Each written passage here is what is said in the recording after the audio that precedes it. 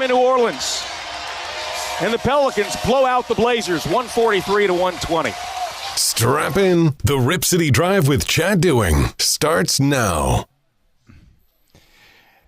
You know, it's been kind of a rough week for me and the rest of my family. But I got to be honest with you, hearing angry Travis Demers makes me very happy. It warms my heart.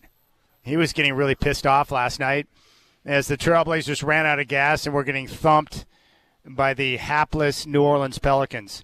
That's not something you hope for. I just saw Sharon Moore on television, the former head coach at Michigan. It is wild to see him in that all-white jumpsuit that he was in being arraigned. And the charges are bizarre. So the guy gets fired from Michigan for an inappropriate relationship. And he was arraigned today, and prosecutors hit him with felony third-degree home invasion. That's a problem. And 2 misdemeanors, stalking in a domestic relationship and breaking and entering. That is not a place you want to be. He went from being the head coach of one of the biggest brands in college football, making over $5 million a year, to now losing everything. No longer a head coach, and he's in a white jumpsuit being arraigned on multiple charges. What is it my man Jim Rome used to say? Sex is undefeated. I mean, most of you guys, if you're being honest, let's just be honest amongst men for just a moment. If you look back on your life and you think about some of the trouble you've gotten yourself into, maybe you're like me. It seems like the most issues I've had in life is the result of me chasing tail. And I'm just being flat out honest. It is amazing how many great men over the course of human history have fallen due to their pursuit and chase of tail. It's undefeated. And Sharon Moore is down in flames. And what I love are some of these Michigan hacks who are trying to act like he was the victim. Unbelievable to me. That is a wild story, and Michigan now is up against it, trying to find a head coach.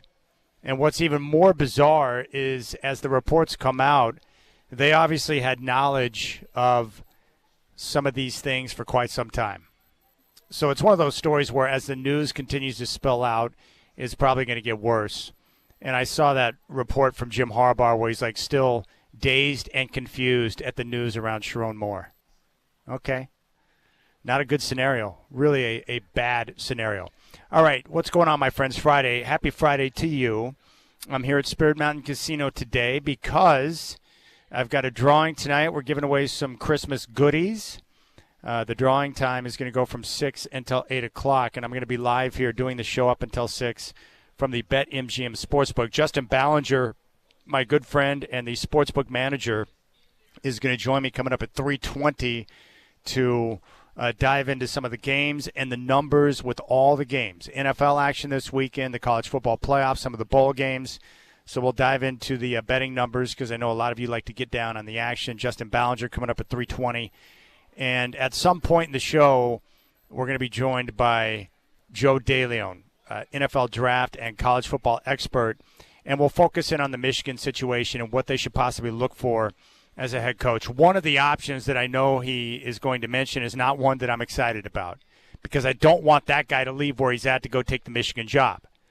So we shall see. But Joe DeLeon's going to join the show, and I would love to hear from you. You can reach out to me on the Rip City Radio text line at 88528. 88528. Very simple. Just text at 88528. You can send me a message, whatever's on your mind, or you can call and join the show at 503-248-0620. Now, I do want to give a shout-out to my Trailblazer family. When I got home last night after work, I had received a bouquet of flowers from the Portland Trailblazers. I know that Greg Fonseca, Kyle Ratoza, and the rest of the management team there on the broadcasting side were responsible for that. I would imagine Travis Demers had a mix in that, but I thought it was really a nice gesture. And the flowers are beautiful. And, it's been a rough week for my family, losing my brother on Sunday. And what's been tough for me is that I really haven't had an opportunity to grieve because as soon as I got back, I went right back into work mode and dad mode. And so I've used all of the other things that keep me busy to distract my mind from, the reality of the loss. And I know a lot of you can relate to that. And I guess the other big part of it is that I've been trying to think of, what I want to say. I'm not one that likes to overshare. I'm not one that likes to seek attention, and I definitely don't want to use my brother's death to be in that type of situation. So I was trying to think of a way to get the message out. And I thought about it today, and I think it really struck me well. So as you know, or if you don't know, my brother originally got colon cancer. And it was discovered too late, and it spread throughout his body, and it got to the point where it was uncontrollable. And the real sad part in talking to my brother when I went to visit him last week before he passed was, I think what crushed his spirit was when the doctor, about a week before I got down there to visit, had told him that he was going to stop giving him treatment. No more chemo, no more radiation, no more treatment. He recommended hospice and told my brother that, hey, you're too weak and the treatments are not working. And I think that crushed my brother's spirit because he wanted to live. He didn't want to die. He wasn't ready to go. He wanted to continue to live. He wanted to be out there on the land and doing his work with the Ranger Service. And it crushed his spirit. My brother, before he passed, made me promise him that I would get checked out, that I would get my screening, that I would schedule my colonoscopy. And so I did that. I got it scheduled. I promised him I would. And it's coming up on December 30th. What a great way to, kick off a brand new year. Finish out 1 year and kick off a brand new year by having people invade the back end of my body. I'm really looking forward to that process. But I think most guys are like that, right? I just turned 50.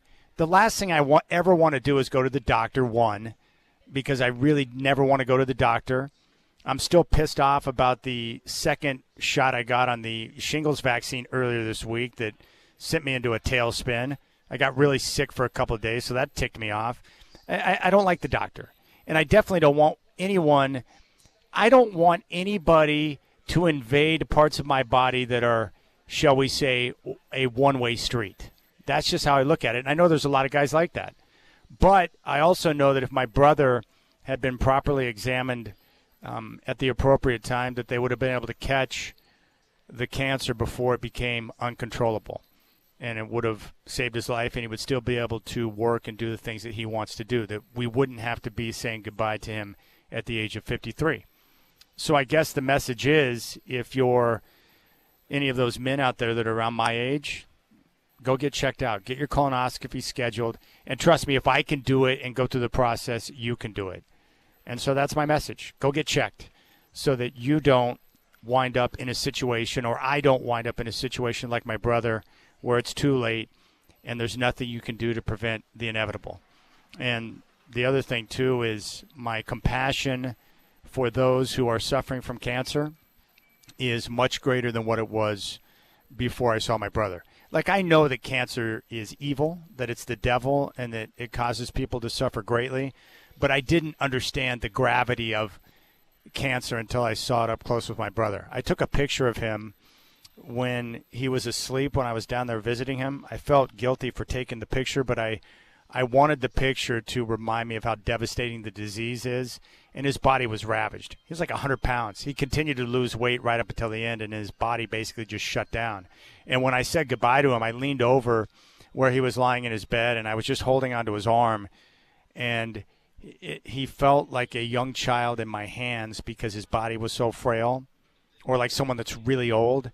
And at the end, his body was frail, he was weak, and I just saw the devastation that the cancer created. So I guess that's my message, man. Let's go get checked. I'm going to get checked, and if you're approaching that age where it's time to get checked, then do it. Don't waste time, because there are some things that, with proper monitoring, with proper checkups, we can prevent those type of issues from happening. I told you I also went in, right after my checkup with the doctor to get my colonoscopy scheduled. I went into the dermatologist right there at the Oregon clinic, the clinic of dermatology right there in the Northwest. And I've been down there before to have a mole plucked out of my body.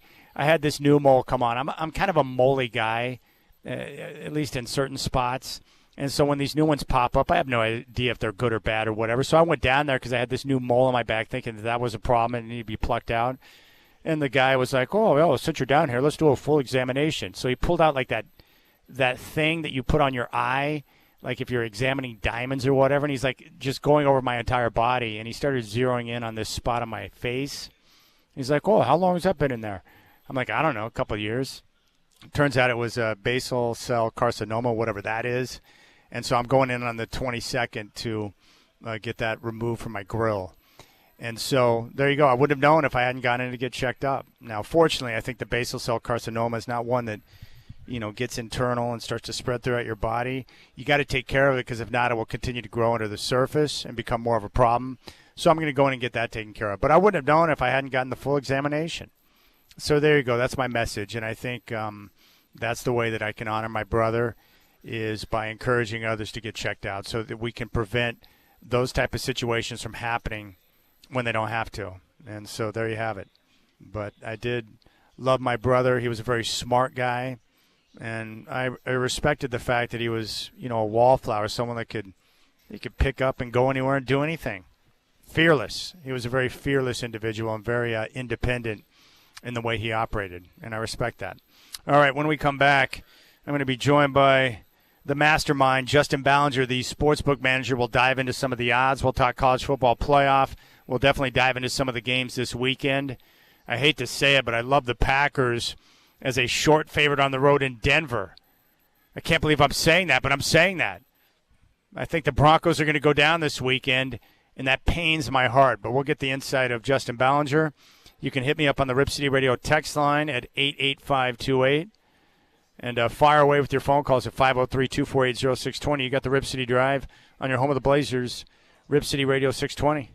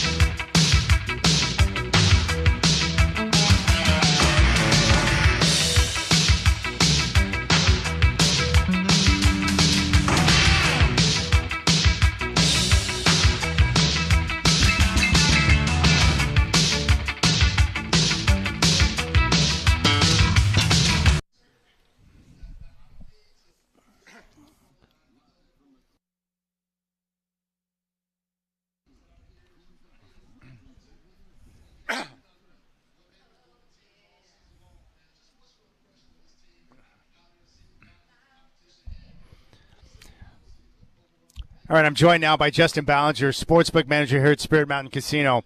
How about Kyle Winningham? What a great 21-year run he had at Utah. He's going to shut it down after the bowl game. Fantastic run. I mean, Utah, well, Oregon fans know pretty well, once they moved over to the Pac-12, they gave Oregon a run for their money, quite, a few of those years, but great run at, not your traditional powerhouse per se, solid program, but yeah, he did a fantastic job. All props to him. In the world of sports, the Sharon Moore story at Michigan is one of the more bizarre stories I've ever seen in my life. It was so weird to see him in that white jumpsuit today. He was being arraigned on multiple charges. Yeah, I know. A lot of time you never really know what's going on beneath the surface or something. Ever. And I think, this seems like stuff might have been stewing for a little bit because it just hit the fan. It's just crazy. Absolutely bizarre. Well, man, there's so many great games to talk about. Okay, I want to dive in first with my theory on the public dog. So the Denver Broncos this weekend, I love the Broncos more than anything. But I also have this theory on public dogs. Like the Broncos, I believe, are a public dog, and you'll give me the numbers on what you're seeing here with the movement here at Spirit Mountain Casino. But what happens with the public dog is normally when the public jumps on a dog, the favorite is typically the better team. And I think in this case, as much as it pains me to say it, the Packers and Broncos defense is pretty much even. And I think you're getting a more balanced offense between the run and the pass with the Packers and a quarterback who's more proven than Bo Nix in Jordan Love. So how does my theory sound in regard to the public dog, and what are you seeing in terms of the money movement here with Denver and Green Bay? Yeah, absolutely. So Green Bay is the 2.5-point favorite. It opened that way, and it has stayed that way. However, as you said, the public dog means that more than 50% of the money is on the underdog. So Denver, we've actually seen about 65% of the money come in on so far. The line has not moved, and just historically, it's kind of not a joke per se, but it's something that I've always heard in sports books when you're working when there's a big dog, especially in these marquee games, and they have more than 50% of the money. It's always kind of a pump the brakes for me. What's going on here? Because we're so used to just seeing people pounding the favorites every week, and so when the situation happens, it's does everyone know something all of a sudden? And it's kind of. I've almost view that public dog as if it's a big favorite that everyone's on, and a lot of times you see those teams go down, unfortunately. And the funny thing is, your thinking is just like me. I overanalyze everything in sports, so you noticed something I did. I've watched all these different shows, and I've listened to all these different podcasts on all these different experts talking about the games this weekend. I haven't found one person that says they like Denver this weekend. Nope. I know. I was just telling you before we went. I got 6 TVs in front of me in the office with all the sports channels, and on Friday they go through and every person makes their picks, and it must have been 20 for 20 Green Bay Packers, which is crazy because it's not a huge spread either. It's less than a field goal, so you'd think some people would have a separate opinion, but it's when it's that lopsided, it's sometimes again, like I always say, what's going on here? Pump the brakes before placing the wager. That's crazy. Now another big game this weekend that has major implications, like Denver and Green Bay, is Buffalo traveling to New England. Now, the Patriots got the surprise Sunday night win in Buffalo earlier in the season, and this game means everything because if the Patriots win, they get the major advantage of having the tiebreaker by winning both games. They pretty much bury Buffalo in the division race and put themselves in a prime position to get the number 1 seed. For Buffalo, if they get the win, all of a sudden they're right back in play for the division. It's one of those interesting games where some of the trends favor the Patriots. Mike Vrabel off a bye, and this is all during his time at Tennessee, was 6-1, which is really good. Mm-hmm. But then I look at the game, I'm like, this is Josh Allen. This is Superman in the NFL right now in a one-game situation against a team that's had a relatively easy schedule, which has allowed them to win 10 straight. What are you seeing on the movement so far with this game? Yeah, so this actually opened Bills -1.5. We're down to just -1. However, about 85% of the money that's come in so far is on Buffalo. So, Buffalo, I mean, historically speaking, the last 5, 6, 7 years with Josh Allen, it's, besides Mahomes, probably the second best quarterback in the NFL. We know what they're capable of. It seems that they can beat every single team when it matters, except Kansas City, has been their struggle. So they do have that history to back up this belief. And I think a lot of people, too, or they're citing how poorly Josh Allen played in that first game. They had a few turnovers. I don't think we knew what the Patriots were capable of at the time, so maybe Buffalo kind of took that game a little, they weren't prepared, maybe as prepared as they should have been. They probably looked at it like we did. Like, I didn't buy into the Patriots yet until after that game. Right. Absolutely. And then that was the okay. And again, their schedule has been softer, but good teams in the NFL still lose games to, weaker teams here and there, and they've done their job every single week, even with their softer schedule. So props to the Patriots. They're legit, in my opinion, and I think it's going to be a fantastic game. That's awesome. All right, another game I wanted to ask you about.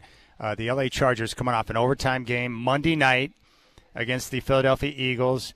They're banged up on the offensive line. Their quarterback is banged up quite a bit.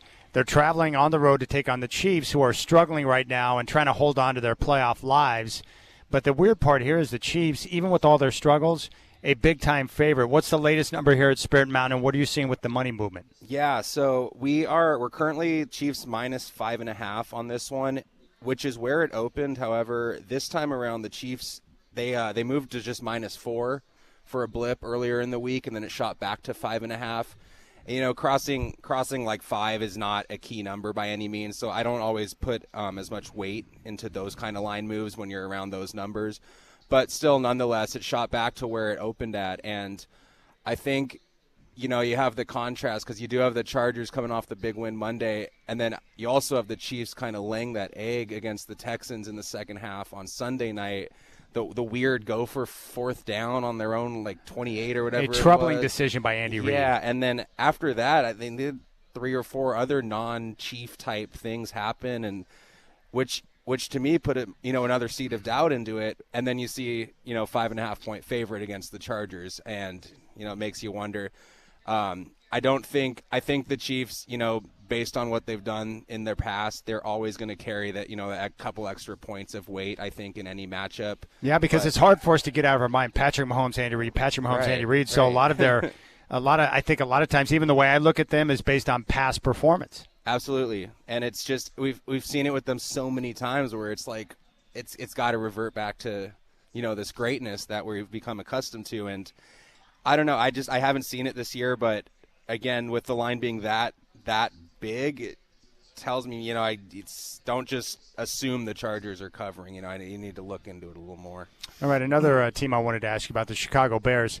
They have a lot of fans across the country. They get a lot of public action. They may have been a good example of the public dog that we were talking about last week in that game at Green Bay, and the Packers ended up covering the game. But what type of action are you seeing on the Browns and Bears, and what's the latest number you have on that one? Yeah, right now we are at 7.5. The Bears are favored by, which is what we opened at. We have essentially not taken a bet on the Cleveland Browns yet this week, but it's hard to come around on those teams like the Browns, where like we know their defense is good and Shadur's had it now flashes, but it's still the Browns, yeah. And so it's hard to wrap for me though. I'm looking at it with. The Bears played Green Bay last week. Every time those divisional foes face off like that, they beat each other up. And that was a physical game. Physical game. I mean, the paint was coming off the helmet. Those guys were hammering each other. Yeah, that's right. They literally pieces of someone's helmet fell off, mid-game. Next week they're back against Green Bay. Yeah. So it's kind of this, this sandwich game, and it's. They've got to be thinking about the Packer game. Of course. Can they keep up that intensity all 3 weeks? Do they have a letdown, this week against Cleveland? Well, we didn't bring it up, but that's what I was thinking about with the Broncos and the Packers this weekend, is that you got the Bears coming off that physical game against the Packers coming off the physical game against Chicago. They got the Denver game on the road sandwiched in between that with that Chicago game coming up the following week. That's very interesting. Yeah. And I guess, I'm only looking at it from the Bears' perspective, but I do think a little bit when you are the team that won the matchup like the Packers did, I always put them in a slightly better situation just going forward for this week, but it could play a factor in both games. That's very interesting. Justin Ballinger, sportsbook manager at Spirit Mountain Casino, is with us. We'll get back to the NFL in just a moment. All right, college football playoff is awesome. How much action have you seen across the board on the Oregon Ducks thus far? Too much. How many people are pounding the big spread against James Madison? What do you have it at? We're up at 21.5 now. It opened at 20.5. It shot right through 21 throughout this week. Have you taken a single bet on James Madison? Yeah, they were used in 2 parlays that I've seen so far. So, in Oregon, it's just, we're getting the futures bet. We currently have them at 8-1. Oh, to win the title? To win the title. So that's we're pretty getting odds. title bets. We're getting, laying the 21.5 bets. So it's just all Oregon right now pouring in. So how much would you enjoy a James Madison cover this weekend? Well, I would say that would be pretty good. I want Oregon to advance in the playoffs, of course. Yeah, play as many games as possible. Because you'll get more action on Oregon than anybody else, right? Absolutely. And we tend to see a lot more action on the Oregon games when it is a closer spread, too. So, if they match up against Texas Tech and you've got a spread that's less than 7, you're going to get a ton of action. Absolutely. And when the Oregon spreads are smaller, we do start to see some of the money come in on the other side as well. It's just what I've seen here in my 5 or 6 years for whatever reason. But the closer the spread usually creates more handle for the Oregon games. Who's got the best odds to win? I'm assuming Ohio State. Is it Ohio State, Indiana? Where do the teams rank in terms of who's got the best odds to win the title? They're close. You're correct. Ohio State, we got at plus 225. We have Indiana at plus 275. Ooh. So, really, really close there.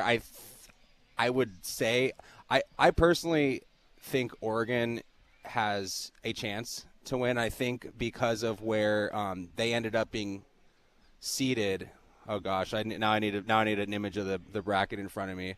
But I think Ohio State at the end of the day is going to have an easier path to reach the college football final than Indiana does. And I think that's why you're seeing just, the 50-cent difference, even though Indiana just beat them last week. When I look at the college football playoff this year, I think it's wide open. I look at like 6, 7, possibly 8 teams that could win the championship. Do you see it the same way as it being wide open with so many good teams in the field? I do. As it now that the bracket's out and things have settled a little, I have found myself coming down to maybe 3 or 4 teams. Yeah. But throughout the entire season, I was sitting there. There's 7, 8, 9, 10 teams that I think can legitimately win this.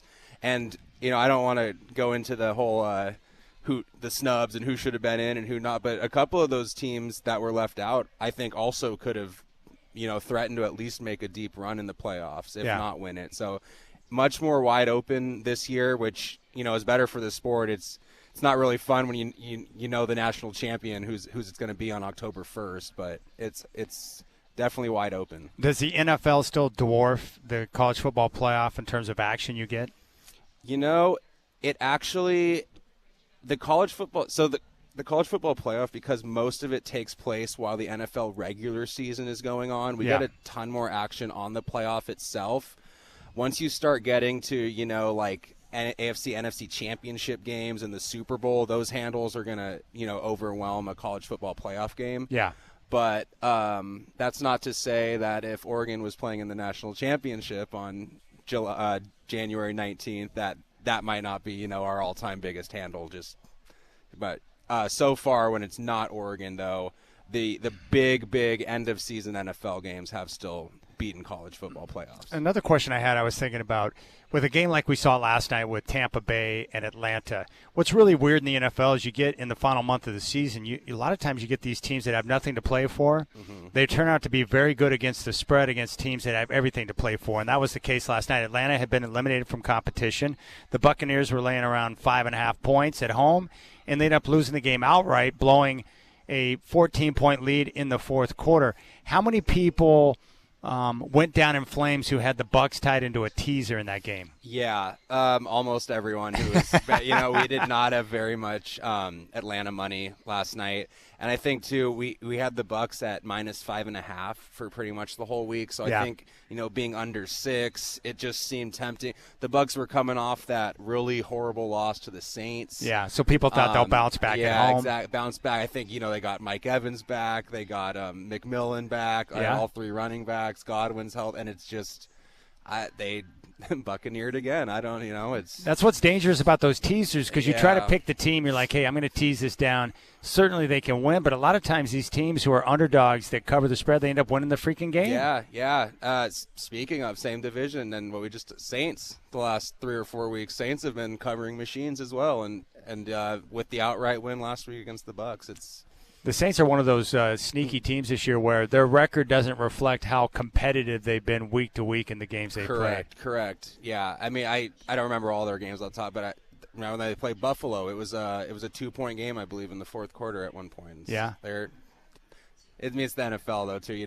There's never an easy win, but No, most of the games come down to the last couple of possessions to determine the outcome. Exactly. That's pretty crazy. Justin Bowser, sportsbook manager at Spirit Mountain Casino. The best part about this, and I think that it's a great place to come down and watch the college football playoff, is you can bet on the Ducks. You can bet on anything you want here, which is what makes you guys different than everybody else. Yeah, absolutely. Anything college football related, anything college basketball related. Now that season's in full swing, come on down and see us. And then will you have prop bets available for the college football playoff? Where are you guys at with the props? Absolutely.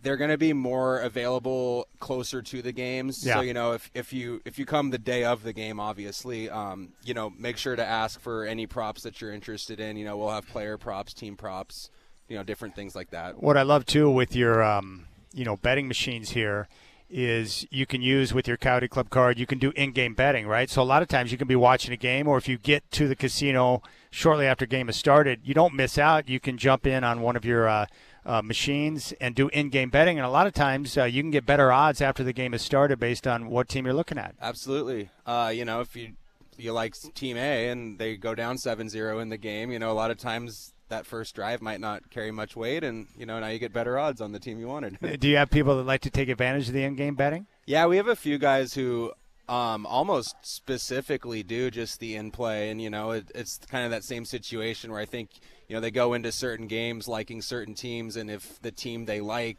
maybe has a poor start or something, they can jump on them for better odds at the time. So to explain that to you, what Justin's talking about is that with an in-game bet, after the game has started, so let's say we're betting the Broncos-Packers game this weekend. If you like the Packers, and let's say the Broncos go down and get a touchdown on their opening drive, they're up 7-0, you can jump in and do an in-game bet, and you're going to get the Packers, who were originally a favorite before the game, at plus money typically on the money line, or whoever to win the game. You'll get better odds on the spread, and those are situations you can take advantage of. Absolutely, yeah. And if you're feeling really dangerous, a lot of times you can get both sides early in the game even, but you have to time that pretty perfectly. I saw an older guy here that does that. He had I think it was that Bills Patriots Sunday night game where he had both teams at different numbers, and so he was working both sides throughout the game. Awesome. And he was pretty happy about that. Yeah, I mean, there's the whole live thing is still new enough where there's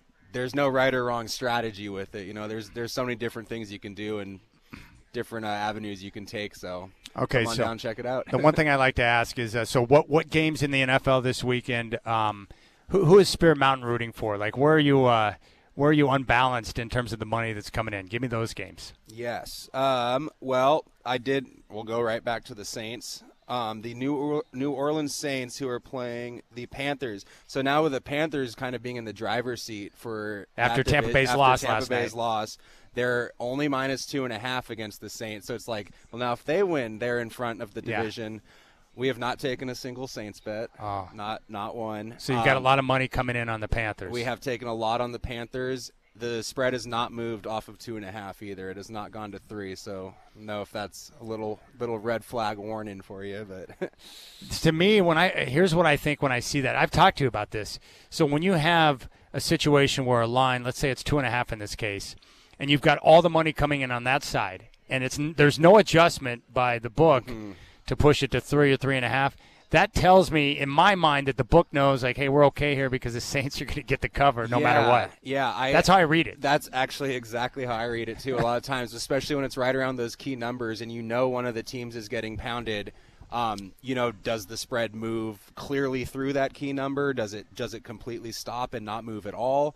And, you can kind of – you're never going to get the outcome of the game figured out, by these kind of movements. But so a lot of times it does give you a good idea of, who's the right side. Fascinating. So that game is the biggest out-of-balance game in terms of NFL. Which is insane because it's, we're up here Carolina, in New Grand Orleans. Mound, Oregon, and it's Carolina, New Orleans, which is the most out-of-balance game. So what he's saying there is if you're quick to want to jump on the Panthers, think twice before you go in on that because the Saints may be a tasty dog. What about the Seahawks? I was just going to – Seahawks and Niners are both in a similar boat here. And you get a lot of action on those two teams because of the regionality, just the right? region, right? And, Niners are playing the Titans this week off a bye. But Seahawks, they get 44-year-old Phillip Rivers this weekend. So how about that for 5 years off? And that's amazing. That's your first game game dude, action I was you're so coming pumped up back listening for. to his press conference because he's just excited to have a chance to play again. And I kind of missed his press conferences. He's always fantastic. In front of the cameras. So. I think it was Shane Steichen who said he called him and said, well, what do you think? He goes, well, dadgummit, let's go. Yeah, and I was like, that's such a Phillip Rivers thing to say. Exactly. Okay, good. So Hawks, I would – I mean, it's just hard to imagine a guy at his age, 5 years off, being able to come back and keep them competitive. Right. And, I mean, with Seahawks are all the way up to 13.5-point favorites. And if they win out, they get home field. Yeah. So it's like they're not taking it lightly, because it's Phillip Rivers in there. So one other NFL game I got to ask you about because it's a big game. It's the Rams-Lions. What do you have a line at right now? Right now we are at -6. Rams -6. They look like, in my mind, like the proper side to be on here, the better team. What's the balance of money coming in on that game? It's pretty lopsided. We're taking 85% Rams money so far, and this did open at 4.5. Whoa, so it's really gone up. Shot up 1.5 already in the Rams' favor. So, that might tell you a couple things. But, yeah, I agree. I think the Rams – they still have that kind of that bad taste in their mouth from the Panthers game, I think 2 weeks ago. They have the big Seahawks game on Thursday night next week. And, it's just one of those you don't want to go into the Seahawks game chasing them already. So, what's the biggest parlay you've had to pay out this year? Well, actually, last week we had a $13 15-teamer hit. What? Yeah, yep, $13. And what's the number? What are the odds on that? What was that like? Oh boy, it paid out about $14,000. 15 teams? 15 teams. He had all 15. He had all 15. Gosh, dang. we had favorite money lines, we had dog money lines, we had spreads in there for both sides. That's crazy. Just a heck of a hit, and so that one comes to mind. But that's probably fun to pay out there because it's such a long shot, right? It is, and I mean, you have to expect that every once in a while you're going to get hit for things like that, and that's why that's why people play it, right? Exactly, I'm going to spend $13, and if I get lucky, I get $14,000. Yeah, exactly. So. All right. Well, be sure to join me next Saturday on the 20th. I'll be down there from noon to 3 enjoying the college football playoff. Justin Ballinger, the sportsbook manager. I love talking ball with you. I love it when you come on the show. Thank you, my friend. Yes, thank you as well, and we'll see you for the college football playoff. All right, get on down here. It's your place to bet on college sports. We'll keep things rolling here. You got the Rip City Drive with Chad Doing on your home of the Blazers, Rip City Radio 620.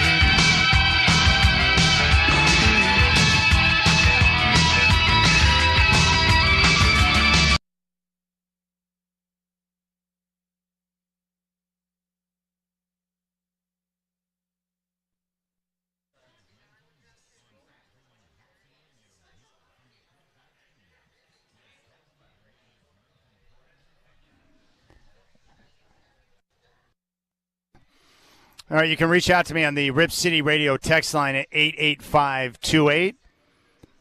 From the 503, hey, Chad, the Broncos have a great defense and supposedly a great coach. Bo Nix lays it on the line every game. They haven't looked good at times, but this game will tell us a lot more about them. Show me your Bronco. Well, I just like the spot for the Packers. I really do. I like the Packers in this game. The Broncos, I love where they're at. I want the Broncos to win this game desperately because all I care about right now is the number one seed, but this is going to be a tough game. If the Broncos can scratch this one out, then I will be a very happy man come Sunday afternoon, but a very difficult spot. But pay attention to what Justin said for those of you who are looking to get down this weekend, and I'm with him on this, that game coming up between the Saints and the Panthers, 125 on Fox. Carolina's been a 2.5-point favorite the entire week. All the money is coming in on the Panthers. They're 7-6. The Saints are 3-10. The Saints are coming off that road win in Tampa against the Buccaneers. So the idea is that if you have all the money coming in on one side, and in this case it's coming in on Carolina, and there's no adjustment in the line, that's usually a red flag that the books know that the Saints are going to cover that spread, and so no adjustment is needed. So just keep that in mind before you blindly jump on the Panthers because you're like, well, they're in control of the division now. They're the better team, and it's only a 2.5-point spread. Those are dangerous games, so be aware. Be careful. And the Packers, of course, a short road favorite in Denver against the Broncos. But it's going to be a heck of a game. The Packers have a great defense. The Broncos' defense is the best, two of the best defenses. Jordan Love's been playing terrific on the road this year, and the Broncos are coming off one of their better offensive performances, very efficient in their win over the Raiders. And Denver, of course, has won 10 straight, as have the Patriots, who are going to be hosting the Buffalo Bills. And some of the trends in that game favor the Patriots. I guess for me, I can't wait to see what Josh Allen's going to do. The Bills, to me, are the scariest team out there because they have Josh Allen, but they also have warts, and they don't play particularly good run defense. Mike Vrabel's great off a bye.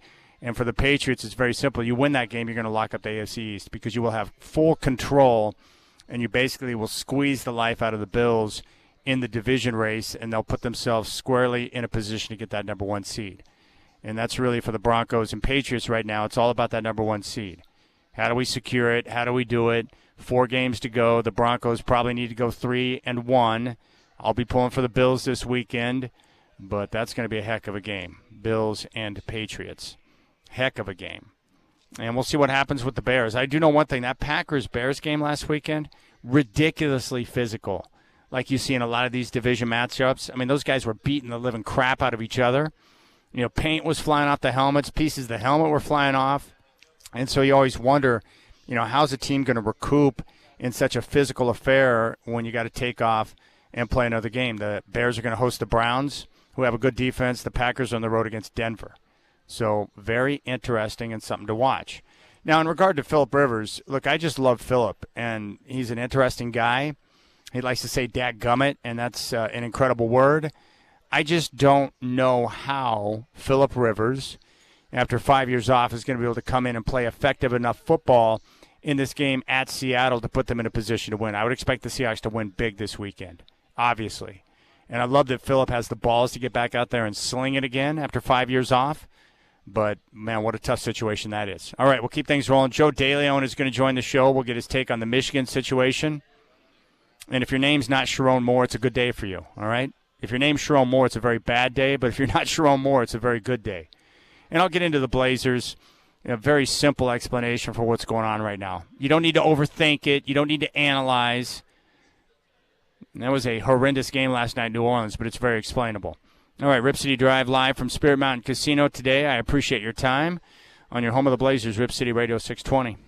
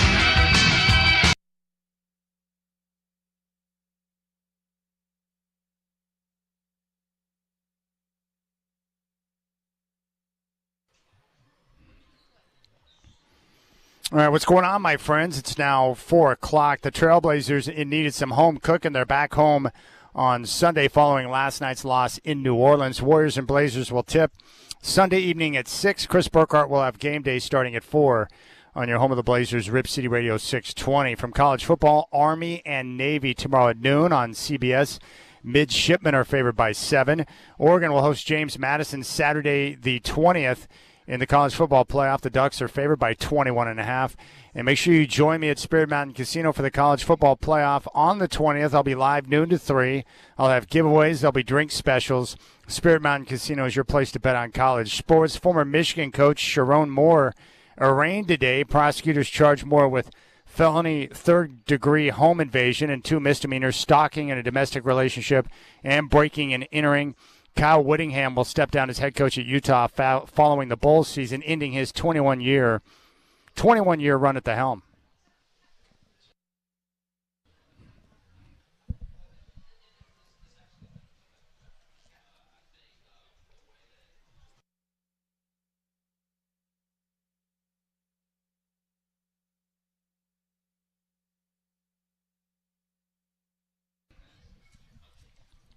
Boy, nice work by Shaq. You're going with the quarter flash. It's a terrific song. All right, I'm live here at Spirit Mountain Casino. Hope you're enjoying your Friday. You know, Kyle Whittingham, 21 years. What a heck of a run he had at Utah. I really wanted him to get a Rose Bowl victory, and when he had those back-to-back years with an opportunity to get it done, but injuries at quarterback prevented that from happening. But I respect Kyle Whittingham as much as any coach I've ever seen in the game. I think he does it for the right reasons. I think he ran one heck of a program. And I love how you always saw the toughness in his players with the way they approached the game each and every Saturday. And I had the opportunity to run into Kyle Whittingham a couple of years ago down in Las Vegas at Pac-12 Media Day. There was a break in the media scrum, and so I ran down the hallway in this massive ballroom to go hit the restroom. And I walked in, and it was a massive restroom, and there was only one other person in there. It just happened to be Kyle Whittingham, and we started up a conversation, and we started talking about skiing. And I mentioned how I had lived in Colorado, and, of course, he's in Utah, and he was trying to convince me that the best skiing is in Utah, and I told him that's a bunch of poppycock and that the best skiing was in Denver, Colorado for sure. And we were talking about different slopes, different ski resorts, and we were talking about skiing. And, you know, Kyle was talking to me about how much he enjoyed being up on the mountains. And the one thing I've known about Kyle and the opportunities I've had to be around him and talk with him is that he is not a city guy. Like, Kyle Whittingham doesn't need the glitz and the glamour of the big city. He doesn't want to be around the smog. He's not down with Las Vegas. He's not down with Los Angeles. Like, he doesn't want any part of that. What he cares about the most is being out in the mountains, in nature, enjoying the fresh air and the peace that comes from being away from all the people. And what he told me is that he loved going up skiing because what he would do is he would go up, he would take off by himself. He said that when I got to the mountain, I could put on my ski gear, put on my goggles, and he goes, I could get half a day in and ski as much as I wanted and then head home. And he goes, the best part is when I'm up there with my face covering and my goggles, nobody knows who I am, so I can enjoy the mountain and just be able to ski in peace. And I thought that was pretty cool. But I have a lot of respect for Kyle Whittingham, and one of the longest tenured coaches in college football right now, and one heck of a gentleman and a guy that's done it the right way. And so props to Kyle Whittingham. If I could buy him a beer right now, I would, and just say a job well done, my friend. Tip the cap to Kyle Whittingham, and that's a guy that, you know, you want your kids to go play for. Someone that's going to take your kids in. He's going to develop good football players and better men, and he's one of the very good stories in the game of college football, and one of the great coaches, and one of those guys who, you know, took a program that was underrated and built them into something special. And I just have a lot of respect for him. So big props to Kyle Whittingham. Love him and really love the work he's done with that program. And he'll get one more game, and then he'll walk off into the sunset. But what an opportunity for him. And it's going to be a tough loss. When you lose a guy like Kyle Whittingham, it's tough. And you don't see that very often in sports today because coaches are on the move constantly, right? Guys who are looking to take the next step, go for the bigger opportunity. But Kyle Whittingham, that was his home. And he loves the state of Utah. Played college football at BYU, teammates with Jim McMahon, and then ended up becoming the head coach at Utah and built quite the program there. So big props to Kyle Whittingham, who is stepping down after a 21-year run. All right, you can reach out to me on the Rip City Radio text line. You can hit me up at 88528. Very easy way to communicate with me. You can call and be a part of the show at 503-248-0620. Army and Navy is going to play tomorrow. They're going to be on CBS. That game will kick off at noon. I think Navy right now is a 7-point favorite. I would suggest if you haven't been to an Army-Navy game, if it's on your bucket list, make sure you make it happen. Travis Demers and I, back in 2018, took the trip out to Philadelphia, and we took in the Army-Navy game. And I'd never been to one before, and I'm so glad that I took it in. And, of course, Travis is a big-time Army football fan. He grew up on the campus, did a lot of baseball camps there as a youngster, and he was a huge Army football fan growing up. And the pageantry and the sights and the sounds and the entire event is something to behold. I think this year's game's in Maryland. That game that I went to was in Philadelphia there at Lincoln Financial Field. And the whole trip was terrific because Travis and I took off from Portland. We flew in, and it took most of the day to get there, but we flew into Philadelphia. And it was great because we checked in at our hotel. And this is right when Creed 2 had come out. And so we went to go see the movie that night on Friday night. And we took in the movie. And the great part is of course, Rocky and the Rocky franchise is special in Philadelphia, unlike anywhere else. And so the atmosphere in the theater as we were watching Creed 2 was pretty awesome because people were yelling and cheering and stuff. And so it was a great atmosphere. And then the next morning we got up early and we took off into the city, into Philadelphia. And I'd never been around the city, but it was beautiful. And the weather was cold that day, but it was sunny and clear skies. So we got dropped off in town. We stopped off at a Wawa's to get some coffee and something to eat. And then we took the journey through town and went to the art museum, to the Rocky Steps. And he and I took pictures in front of the Rocky statue, which is there. And then we filmed the video with me running up the Rocky Steps and back down, which was pretty cool. So I got to live out a lifelong dream to be able to run the Rocky Steps. So Travis and I did that together, and we took pictures at the top of the steps. And then after enjoying some time in downtown, we caught an Uber ride and went back down to the stadium. And what's cool about Philadelphia, great sports town, all of the sports fields are all right next to each other. So you have Lincoln Financial Field, you've got Citi Field where the Phillies play, and then you've got Wells Fargo Arena or whatever they call it now where the Sixers play. And they're all three like right next to each other, and they've got all these parking lots. So everything is set up to get easy access in and out if you're going to see a game in Philadelphia, which is cool. You know, it's what you get when you have a terrific sports town like Philadelphia. And so we got out, and I think that was a day where President Trump was attending the game. So the security outside of the stadium was very thick, and the line to get in took quite some time. But we finally got through the line and into the stadium, and then we went up and took our seats, and the rest of the day was just awesome. And it was a game that Army won, and I was happy because I wanted Trav to experience a victory in the game that we went to, and Army got the victory. But the whole day, the pageantry, and we were talking to people who were sitting near us in the stadium, and I was amazed because everyone I talked to was from a different part of the country who had ties to one of the two academies or had somebody that was once a student at one of the academies or servicemen and women who were there at the game. And so just to get a chance to talk to all these different people from different parts of the country was pretty awesome. And then the football game, you know, the way that those two teams play and the competition and the respect that the two academies have for one another was something special. So I really enjoyed it. It was great. So I've been to Army, Navy. I've been to a few Air Force games up in Colorado Springs. But I'm telling you, if it's not on your bucket list, get Army and Navy on your bucket list. And then you can get a chance to check out Philadelphia, get a nice cheesesteak, and be able to hang out. But Trav and I had a great time.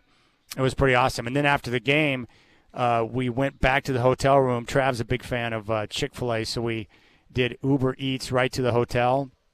And then we kicked back and ate our dinner and watched the Heisman presentation as we were eating and then falling asleep. But that turned out to be a great trip. I know Trav had a good time. I certainly did, but I would encourage you, if you have not done so, to make sure you get out and check out an Army-Navy game. Now, the Portland Trailblazers took another loss last night. It was very unfortunate. They got worked by the New Orleans Pelicans, who is the worst team in the NBA. And the Blazers last night fell flat in the fourth quarter. It was a 4-point game, and before you know it, the Pelicans go on a 21-4 run. They open the game up. They win it by 23, and the Blazers take another humbling loss on the road. And with that loss, the Blazers come, stumbling back home, unfortunately, looking for some home cooking, looking for some rest, and looking for something to get them off the schneid. Portland is now 9-16. Now, I have heard from Blazer fans who have reached out to me directly. I have seen some, conversation online. People are frustrated right now. But there's a very easy explanation for why the Blazers are struggling right now. It's not because they're not well coached. It's not because the front office hasn't put a good team together. This is just a case right now of a team that is without its best players. And at some point, you can only play with so few guys before it has a tremendous impact, and that's what we're seeing right now with Portland. They went into the game last night already missing a slew of players. No Scoot Henderson, no Matisse Thybulle, no Drew Holiday, no Blake Wesley, and last night they had no true center. Robert Williams III did not play, neither did Donovan Clingan, nor Young Hansen. So you end up playing a game with guys who are inexperienced, and you have two guys who are on two-way contracts in Caleb Love and Sidi Sissoko, who are playing large minutes, as was Ryan Rupert. And so what happens is, I know in sports that we always have this mantra of next man up. And it sounds nice. And it's a way you deal with the adversity of dealing with injuries. But at some point, the next guy up is nowhere near the guy who plays on a regular basis. And that's what the Blazers are experiencing right now. They're going through a very rough patch, an unfortunate time of dealing with significant injury. And when you have so few guys available and you have your other key guys like Denny Avdia, Jeremy Grant, and Tamani Kamara playing such large minutes that they're exhausted and fatigued with the basketball, and it's going to take its toll. And that's what we're seeing right now with the Blazers. Now, the good news is they're going to get guys back in the mix here in the very near future. But until that happens, they're going to continue to struggle. Now, what I respect about the guys who are playing, they're continuing to compete and play hard. They're just running out of gas. Now, the good news is, after a brutal stretch of the schedule to start the year, things are going to start to open up very nicely on the schedule where it's going to become much easier. And rest-wise, after playing so many games over so few days, they finally are now entering into a period of rest. They were coming off a 3-day stretch before that game against New Orleans. They play a game Sunday night against the Golden State Warriors, and then they're going to get 3 more days off before they take on the Sacramento Kings. So help is on the way, and more importantly, rest is coming as well because the schedule's starting to lighten up. So I know it's frustrating. I know you're tired of seeing guys in and out of the lineup and seeing the team take losses, but it is going to get better. It is. And so I'm not going to overreact or get frustrated. I mean, it is what it is. Sometimes you suffer through mass injury, and so few guys are available that we're seeing it start to take its toll. All right, we'll keep things rolling. I appreciate your time. I'm live here at Spirit Mountain Casino getting ready for a weekend of action. Bowl season's going to kick off tomorrow. We got a great slate of NFL games coming up on Sunday. And the college football playoff launches next weekend, which is great. You got the Rip City Drive with Chad doing on your home of the Blazers, Rip City Radio 620.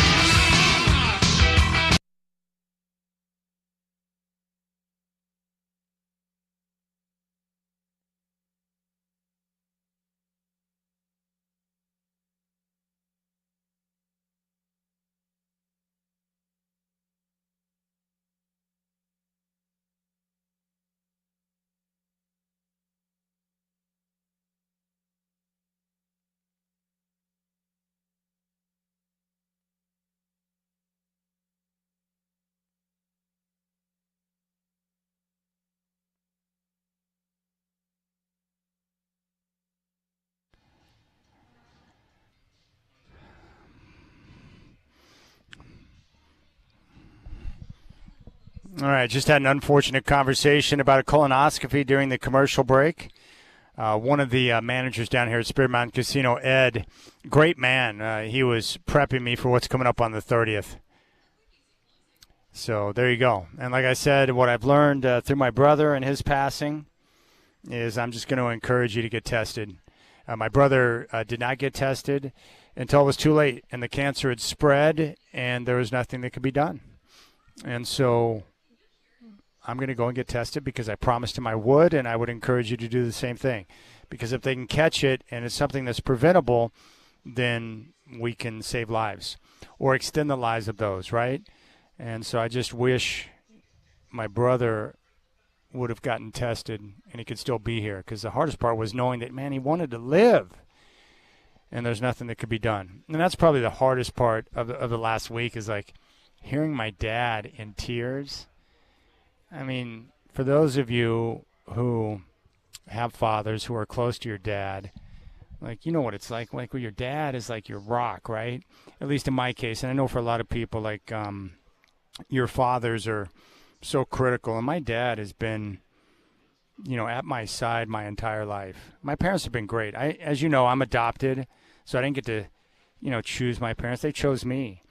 And I've never felt a great need to find my birth parents, because my adoptive parents have been so wonderful. And I think we all know this, that, it's easy to make a child to a certain extent, but being a parent requires sacrifice and blood, sweat, tears, time, investment, and that's, what my adoptive parents gave me and my brother. My brother was adopted too. I think I've shared this story too, but my father, when I was younger, I think the reason why my parents couldn't have their own children is because my dad was sterile.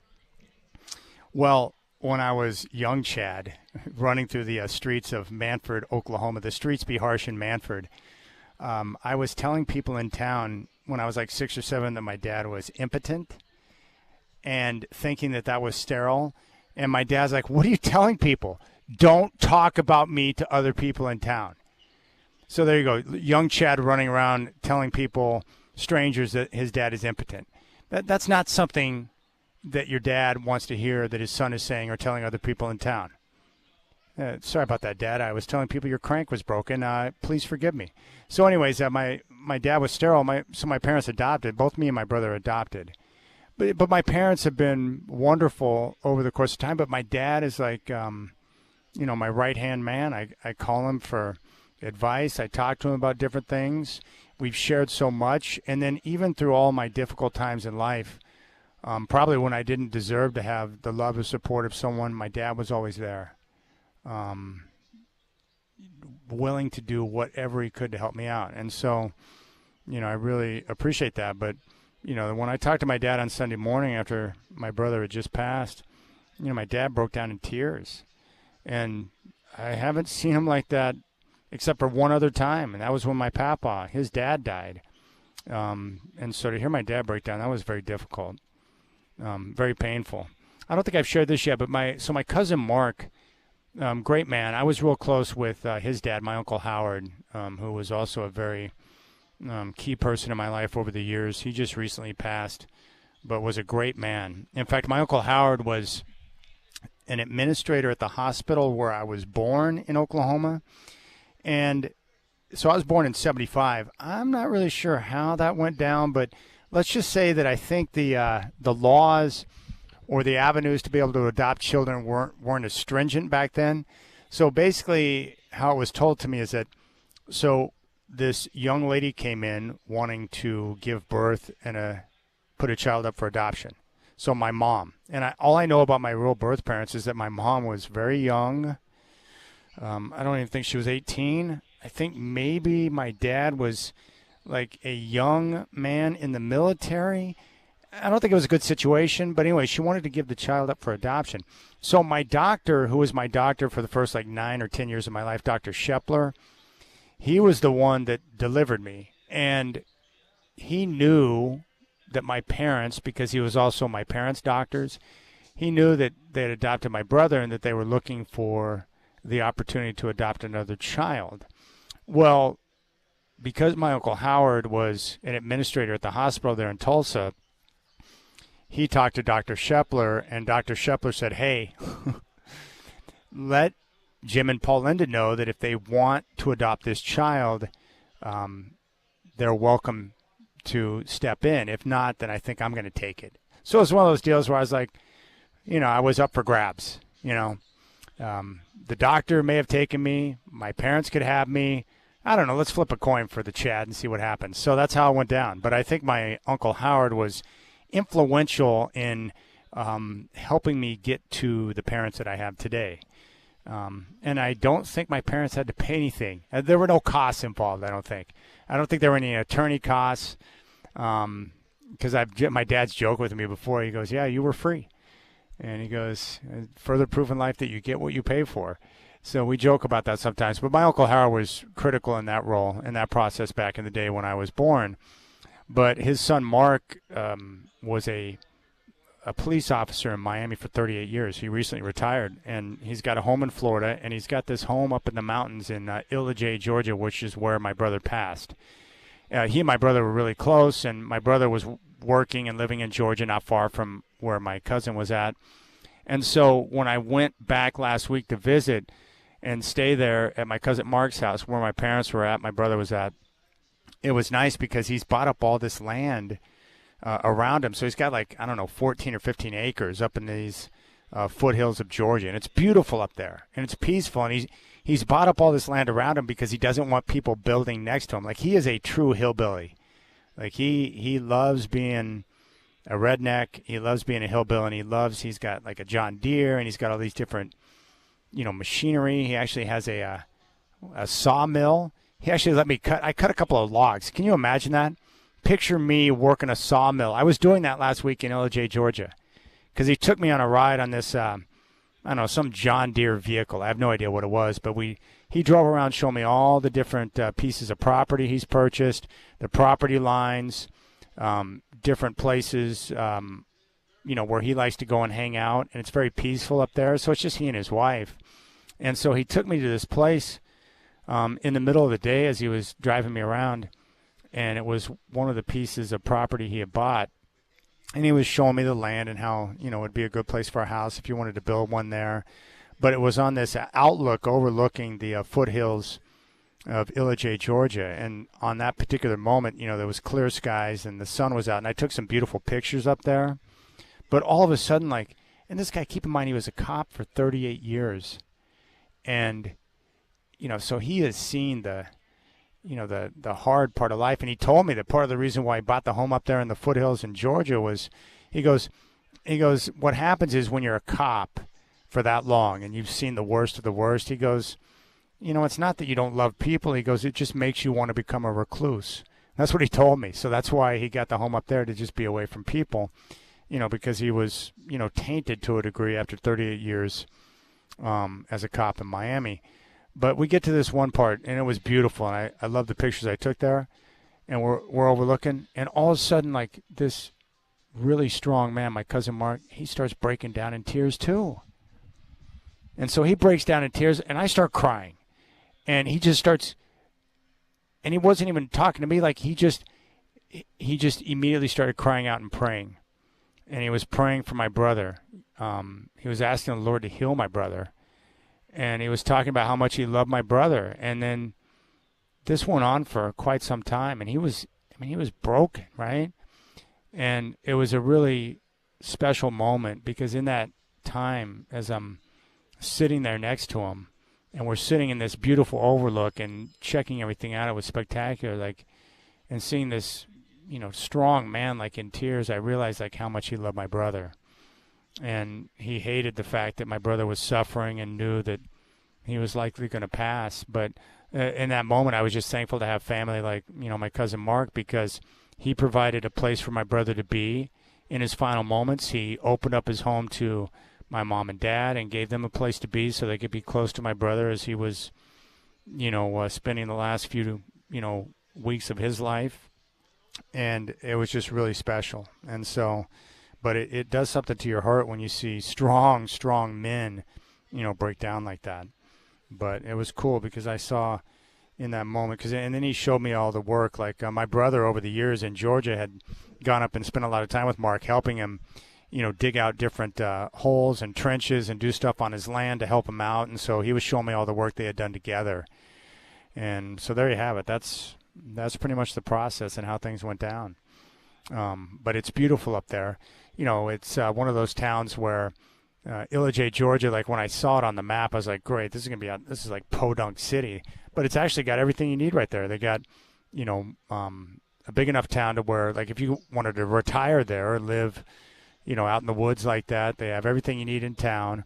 You're an hour away from Chattanooga, about, an hour and 15 minutes away from Atlanta. So you're close enough to the big city, but they have everything in that town right there. But it was pretty cool. So my cousin Mark, he spends, part of the time in Georgia and part of the time down in, Miami. And I asked him, I said, well, why don't you just move up and spend all your time up in the hills since you love it so much? And it's because he's got family down in, the Miami area, his son, his daughter, his grandkids. And so he doesn't want to be away from them for too long. So he kind of splits his time there. But that was, those were the two, most challenging times, but also very special moments that you share with your loved ones and your family. And, I was just talking with Ed, the guy here at Spirit Mountain Casino. Like, that's the other big thing I've learned. I am not hesitating on opportunities to experience life with people I care about. I don't care about the money. I'll do this. I'll do that. I'm going to spend time living life because there's no guarantee of tomorrow. I don't know if I'm going to die tomorrow or not. Neither do you. So I'm going to live life. And I love, as I've gotten older, like, I don't need a lot of stuff.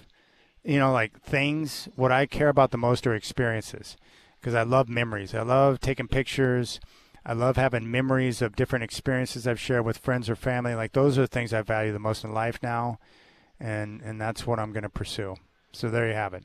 So that's it. That's the latest. That's what's going on, and it's been kind of an interesting week of reflection. And I've really been trying to dig in to remember, all these different things. Like my brother and I've been trying to, jar my memory, because most of my memories of my brother are from when we were younger. Because once he graduated from high school and he went into the military, he's been living on the other side of the country. So most of my experiences with my brother are from when we were younger, growing up out in the country in Oklahoma. And, of course, we did a lot of things that my parents, especially my mom, did not know about at the time. But, we lived out in the country, and we had like 10 acres of land, which was awesome. And we lived close to this lake called Keystone Lake. Well, there were these areas for cliff jumping. And so my brother, when he was always, he's 3 years older, right? So when I was about like 8 or 9, and he was like, 11 or 12, we would journey off during the day once my parents would leave for work. My mom was a dental assistant. My dad went into the city because he worked for the Corps of Engineers. So he would take me on these journeys out through the woods, down by the lake, and there was this little channel of water that came off the lake, and the water was really deep, and it was in between these two sides with cliffs. And so we'd go cliff jumping. He would make me put on a life vest before we would jump, because he's like, here, put this on. I just got to make sure you're safe. And he goes, if you tell Mom where we've been, he goes, I'll never take you anywhere again. Like, he would threaten me. And so we'd go cliff jumping all the time. We would always go fishing together, which was a lot of fun. And we could fish, down by the lake, Keystone Lake, or we had that pond on our land, which was really nice. And then during the winter time, when the pond would freeze over on our land, my dad would go and test the ice to make sure it was safe. And then we would take our sleds and, we'd run down the hillside and jump on the sled and cruise straight across the pond. But I was always scared that the ice was going to break and we were going to die. So my brother would always get out there and, he would show me that it was safe. And so we would do those kind of things together. Obviously, we skied. I mentioned it before, but we spent a lot of times on the slopes in Colorado skiing, and we skied constantly. I mean, we went almost every weekend during the wintertime on Saturdays, and I loved it. And my brother would let me go with him. And my brother was older, and I wanted to be considered one of the big kids, and so I had to prove myself that I had the ability to get out there and ski at the level that was acceptable for him. And so once I was able to prove that to him, then he would let me ski with him. And he was a really good skier, and he started snowboarding back when snowboarding first became a thing. But he was a really good skier, and I forgot what town was that in. He did ski patrol. I can't remember if it was in West Virginia, but he was a ski patrol there for a couple of years. that he would do during the off season when he wasn't, being a park ranger, and he enjoyed the ski patrol too. But yeah, it was fun to go out skiing with him because I knew once he let me go with him that I was good enough, and he considered me to be at that level. So I thought that was pretty cool. And then the big moment I remember was, probably when I was like about to turn 15, because he and I used to fight a lot too, like sibling rivalry. And maybe a lot of you out there who are the younger brother can relate to this, but he used to like bully me around a little bit. And then I'll never forget the one time, because I went to my growth spurt during the summertime after my freshman year in high school, so I got bigger and stronger and taller. And he and I got into it at Nana's house once, and it was like that moment where, like, I got him, I'd had enough, man, and I got him in a chokehold, and I took him down, and I was holding on for dear life because I knew if I let go, he'd probably kick my butt. But I just choked him, and then he begged me to let go, and I released, and that was the moment. From that moment forward, he never tried to challenge me again. That was kind of my breakthrough moment, And so after that, our relationship was different because he didn't try to, kind of push me around like a little brother anymore. That was kind of the passing of the guard. I don't know if you have had a moment like that with your older brother, but I did. And then after that, our relationship was better. But I kind of had to stand up for myself, right? And those are the things that come to mind. But I enjoy those times, summer times out in Oklahoma, out in the country, trying to do this or that, things that Mom would consider dangerous. All right, we'll keep things rolling. Rip City Drive. Joe DeLeon, college football and NFL draft expert, going to join us at 5:20. Want to get his insight on the Michigan job. Sharon Moore in a white jumpsuit is unreal. Absolutely unbelievable. Sharon Moore, not the victim in this case, like some of the Michigan people would like you to believe. Amazing. 1 minute, you're the head coach of Michigan, making $5 million plus. The next minute, you're in a white jumpsuit getting charged with multiple things from prosecutors. And your wife and your kids are going to take all your money and you have nothing. That is a wild story.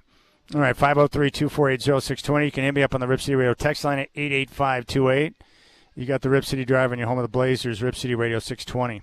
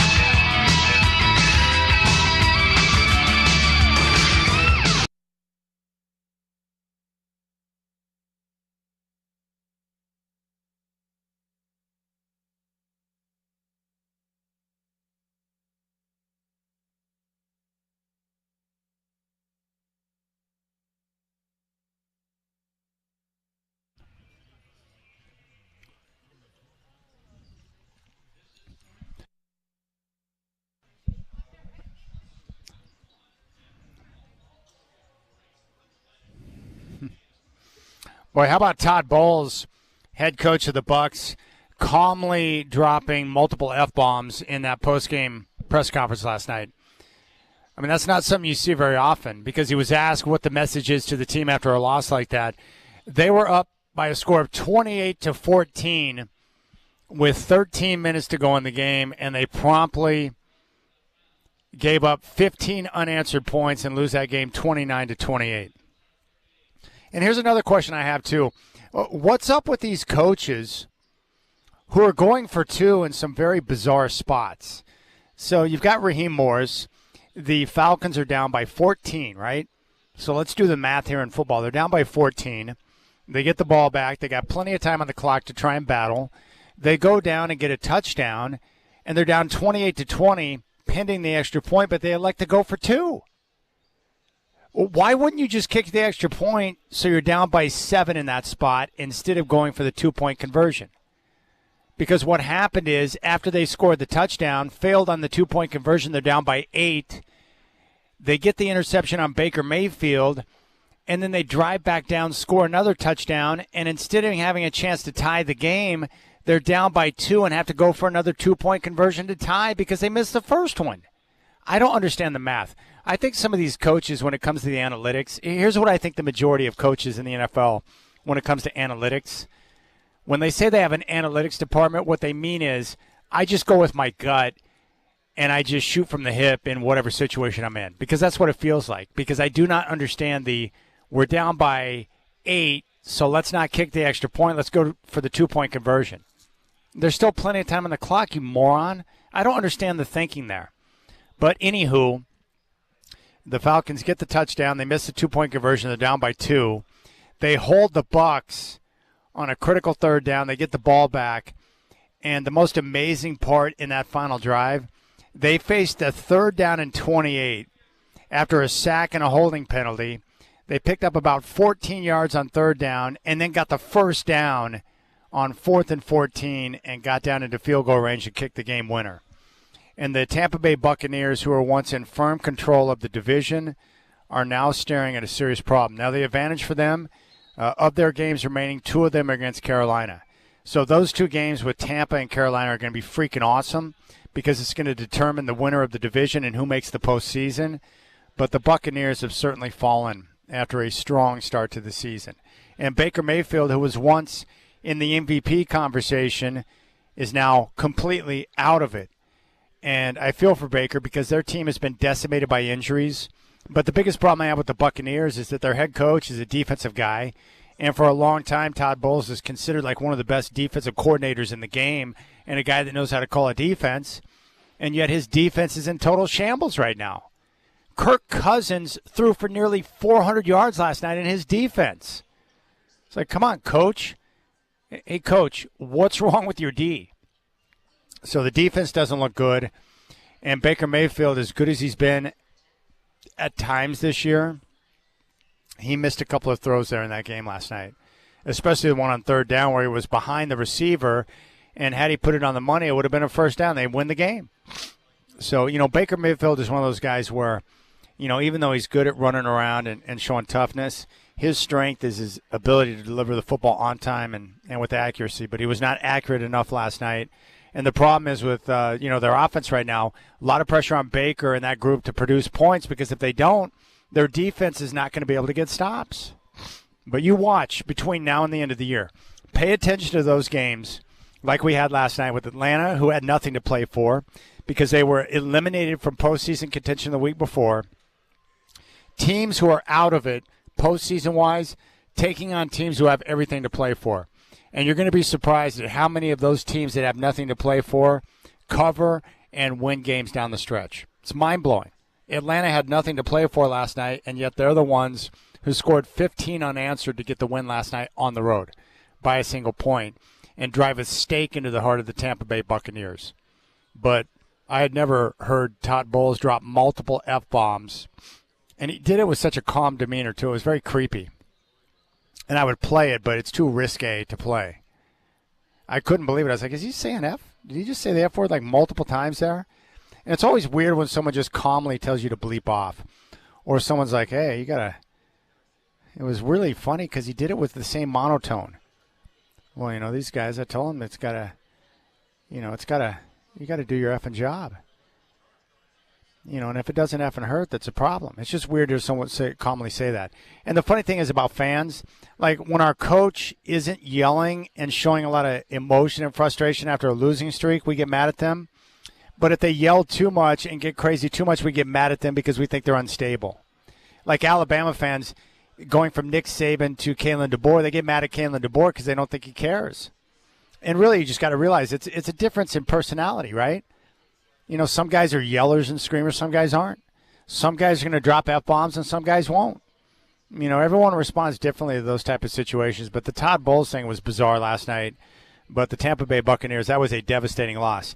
And it's a loss that's probably going to prevent them from getting into the postseason, unless they can somehow turn it around and grab a couple of wins against the Carolina Panthers the rest of the way. But I love these, where you get like 2 division games against the same team in like 3 weeks.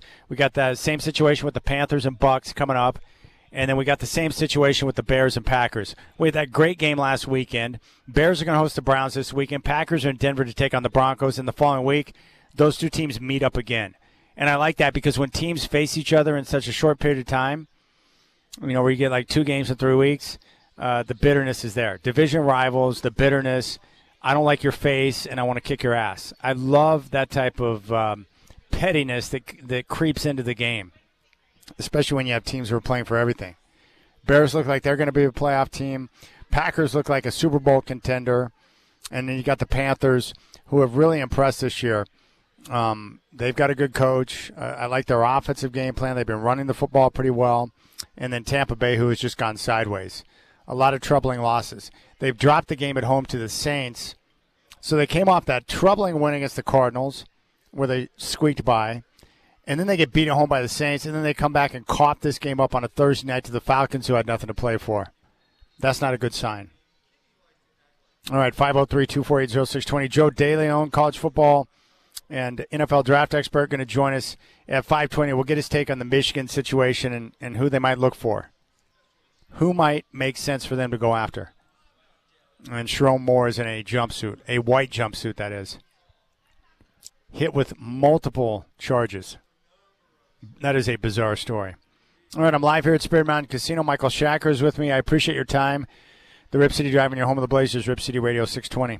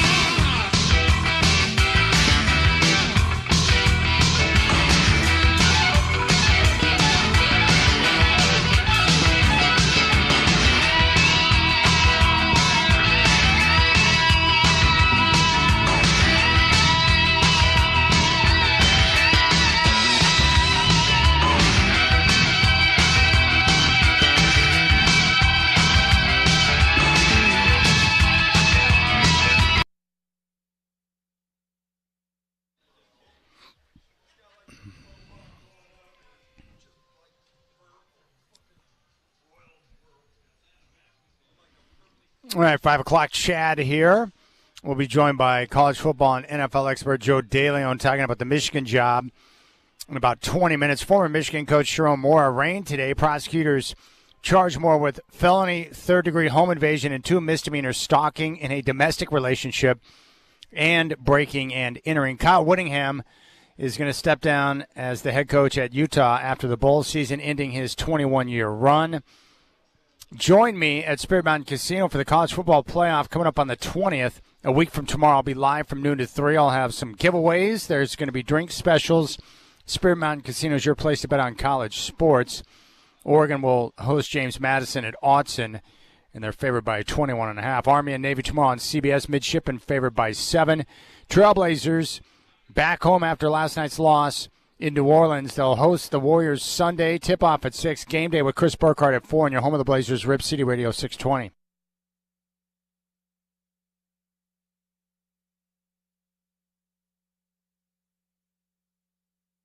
Live from the Coors Light Studios, it's time for the Rip City Drive, hosted by the crazy and often irrational Chad Dewing. Coors Light, mountain cold refreshment. Choose chill. And Makovich with the run out, missed the windmill. If you're going to do that when you're up 23 with the shot clock off in the fourth quarter, that's what you get. Inbound to Love. Dribbled it off of his foot. Picked up by Fears. 3 seconds left, and he'll dribble out the clock. An ugly basketball game in New Orleans. And the Pelicans blow out the Blazers 143-120.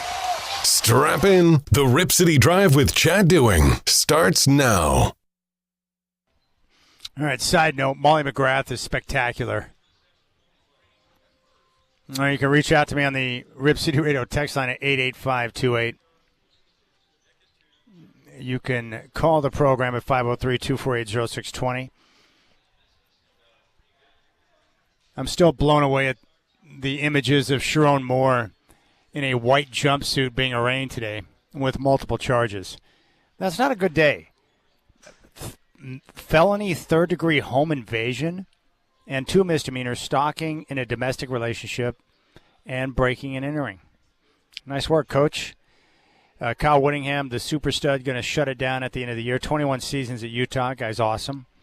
I found we're going to try this. I told you it's risky, but again, this is after last night's loss. The Buccaneers, with a brutal loss at home to the Atlanta Falcons, they were in a position where it's like, okay, we've gone through a bit of a rough patch, but if we get the win against the Falcons on Thursday night, we're going to be in full control of our destiny with 2 games coming up against the Panthers. But the problem is they lost the game, and now they're in serious trouble. Well, after the game, Todd Bowles, in a very calm demeanor, explained the situation and what he told the guys in the locker room after the game. Keep in mind, they're up 28-14 with 13 minutes to go at home and gave up 15 unanswered points. The Falcons get the win on a walk-off field goal from 43 yards. And Kirk Cousins, the guy that was supposedly washed, threw for almost 400 yards. It's incredible. Here's the coach. It's inexcusable. You don't make excuses. You got to care enough where the shit hurts. You got to care enough where the shit hurts. It got to mean something to you. It's more than a job. It's your livelihood. How well do you know your job? How well can you do your job? Well, you can't sugarcoat it. It was inexcusable, and there's no answer for it. There's no excuse for it. That's what you tell them in the locker room. Look in the mirror. I lost count of Todd Bowles. I was trying to figure out how many F-bombs it was in that. And keep in mind, this is a 27-second clip, and it's truly amazing. It's amazing. Look in the effing mirror. All right, I'm going to try and keep talent. Let's do this one more time. Todd Bowles, after his team gave up a gut-wrenching loss to the Falcons, 15 unanswered points in the final 13 minutes of the game, and they blow it at home to a team that had nothing to play for. And the washed-up Kirk Cousins looked like Tom Brady last night. I'm going to see if I can keep count. It's very difficult, but let's see if we can do this. How many F-bombs did Tampa Bay head coach Todd Bowles drop in 27 seconds? It's inexcusable. You don't make excuses. You got to care enough where the shit hurts. You got to care enough where the shit hurts. It gotta mean something to you. It's more than a job. It's your livelihood. How well do you know your job? How well can you do your job? Well, you can't sugarcoat it. It was in the excusable, and there's no answer for it. There's no excuse for it. And that's what you tell them in the locker room. Look in the mirror. I counted 7. I counted 7 F-bombs in a very calm demeanor. That was very serial killer-like by Todd Bowles. He did not raise his voice. Isn't that scary, too, when someone like that of authority doesn't raise their voice and they just calmly drop 7 F-bombs on you? Look in the effing mirror. But this is what I love about sports so much, because being a coach, you got to be partially insane to want to coach a team, because you've got all these people out there doing whatever they're doing, and they're in control of your livelihood. And I love that, too. It's more than an effing job. It's your livelihood. Look in the effing mirror. Thank you, Coach. I appreciate that. That's what you tell them, I guess. You drop 7 F-bombs on them in 27 seconds. That'll get the message across. That was a bad loss, though. You got Baker being inaccurate, the defense just giving up chunk plays.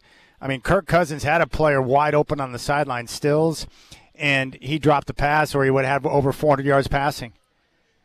That's a bad day right now. If you give up 400 yards passing to Kirk Cousins and he looks like Tom Brady, that means your defense stinks to high heaven. But this is what happens to coaches. Like, how do they not lose their mind more often? I mean, you go out there and drop a game like that to Atlanta. You're in control up 28-14, and you give up 15 unanswered points to the Falcons. And it was a bad final stretch there for Baker. He had that horrendous pick and then missed the throw on third down, which would have won the game for him. And then there were a couple of plays where the Falcons fumbled the football and somehow recovered it. One of the times, the two guys, it was Kirk Cousins and one of the Tampa Bay defenders. But in football, if both guys jump on the ball at the same time, the tie goes to the runner, or in this case, the offensive team. So they awarded the ball to the Falcons. The other time, the receiver, I forgot who it was, fumbled the football, and there was like 5 orange jerseys, like 5 bowls of orange sherbet with those weird jerseys on top of the football, and somehow Atlanta came away with it. I have no idea how that happened. It was just a bizarre loss, very bizarre. Todd Bowles, settle down, my friend. It's inexcusable. You don't make excuses. You got to care enough where the shit hurts. You got to care enough where the shit hurts. It got to mean something to you. It's more than a job. It's your livelihood. How well do you know your job? How well can you do your job? Well, you can't sugarcoat it. It was in the excusable, and there's no answer for it. There's no excuse for it. And that's what you tell them in the locker room. Look in the mirror. That's a pretty cool job when you can just get in front of a bunch of microphones and start dropping F-bombs and express yourself like that. There you have it. Todd Bowles, a great defensive coordinator in his time, but his defense right now stinks to high heaven. Come on, Coach. Come on, Baker. Step your game up. What's going on? All right, some of the games this weekend that I'm looking at in the NFL that I like as we work through the slate, Browns and Bears. I don't really have a strong lean on that game. I would lean Browns plus the 7.5. Chicago coming off that physical game against the Green Bay Packers, and they got Green Bay again next week. That game's going to be phenomenal.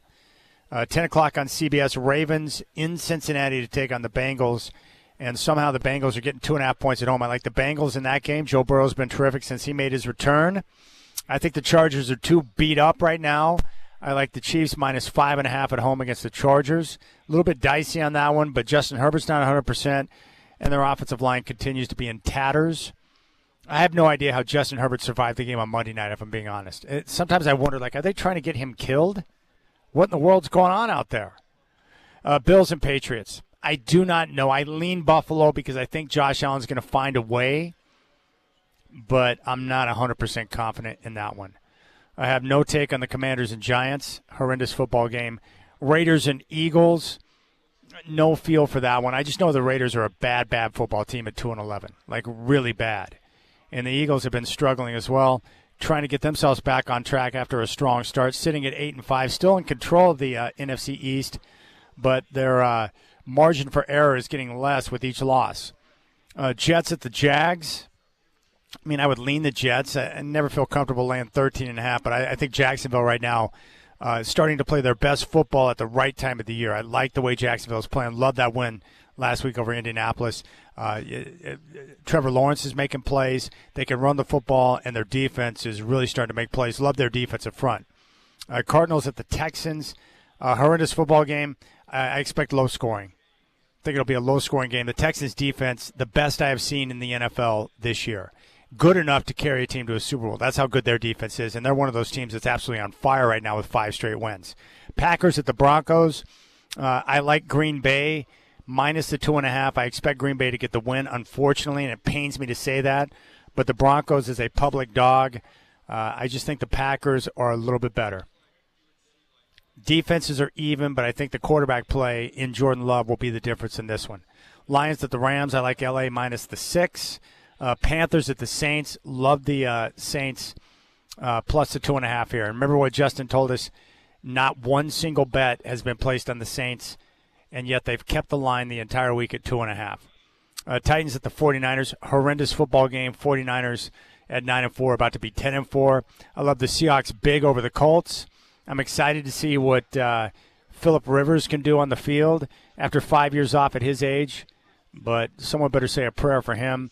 Vikings at the Cowboys. I think Dallas likely to get the win, but I would say this, that Minnesota defense is super legit, and Brian Flores knows how to call a game. So the Cowboys better make sure you got your blitz pickup and your protections figured out, because Dak Prescott's going to face some pressure. But we're looking at some good games this weekend. 2 massive games. I would say the 3 biggest games on the slate in no particular order: Lions and Rams, Packers, Broncos, and, of course, the Bills and Patriots. Now, the Bills and Patriots is a big-time football game. And Drake May this year has been wildly productive. He's got almost 3,500 yards passing. I think he's only thrown 6 picks. He's making good decisions. He's attacking downfield. And the Patriots have been very optimistic. And Mike Vrabel, during his time at Tennessee, 6-1 off the bye week. That's a pretty good number right there. And Buffalo's one of those teams where we keep waiting for them to explode and take off. But the problem is I don't think they have that gear. Like, they're really good and dangerous because they have Josh Allen, but they're still too reliant upon Josh Allen. And they don't stop the run. It's like, can you find a little more balance? Can you please figure out a way to get more balance in the offense so that Josh Allen doesn't have to be like John Elway circa 1987? Does he have to do everything every week for you guys to have a chance to win? I mean, talk about a guy carrying a franchise on his shoulders. That would be Josh Allen. And he's so good. Incredible arm strength, great mobility for a guy of his size, and the ultimate team guy and a great leader of a football team. There's nothing not to love about Josh Allen, but for the love of all that is right, can you please get him some help? Hey, Sean, what are you doing? How much more time do you need, McDermott? You just going to ask him to do everything? Do you have him come over on the weekends and mow your lawn too, for crying out loud? It's absolute rubbish. Get him some help. But again, this is a sign of the NFL. You draft well, you get your quarterback, and then you can build a team. But once you start paying the quarterback, then you got to cut corners elsewhere. And then all of a sudden you don't have the same depth at linebacker. You don't have the same type of guys that can cover in the secondary. Maybe your offensive line takes a couple of hits, and then you start to see the cracks. And that's why the Denver Broncos right now, or the New England Patriots, make sure you capitalize on your opportunity that you have in front of you right now, because neither one of those teams is paying their quarterback. Same would go for the Bears. You got to take advantage of that rookie contract with the quarterback, because once you start paying the big money, you start to lose different parts of the team. We're seeing it in Kansas City, right? Patrick Mahomes starts getting paid, and what happens? You start to lose certain elements of your team that made you special. It's tough. But that's the way the NFL wants it. They don't want dynasties. They want parity week in and week out where you have one-possession games, and they certainly got it. All right, we'll come back, and we'll get insight on the Michigan gig and who might be a good fit for that job. Joe DeLeon, our college football friend, NFL draft expert, is going to join us next here on the Rip City Drive.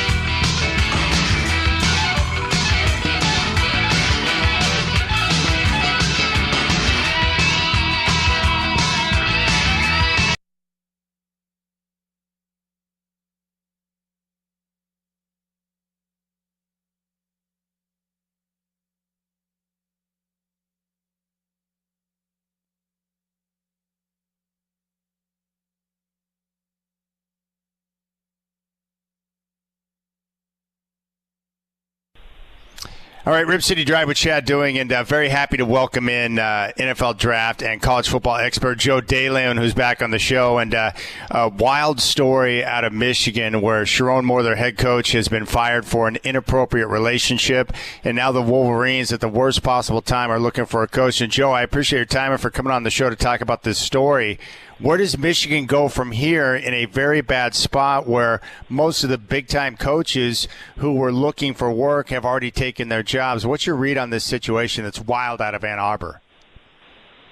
Yeah, the timing couldn't be worse, and obviously it's a very complicated situation because they had to do their due diligence of effectively investigating what was going on. You can't just fire somebody because you hear something is happening. You have to go through the right procedure.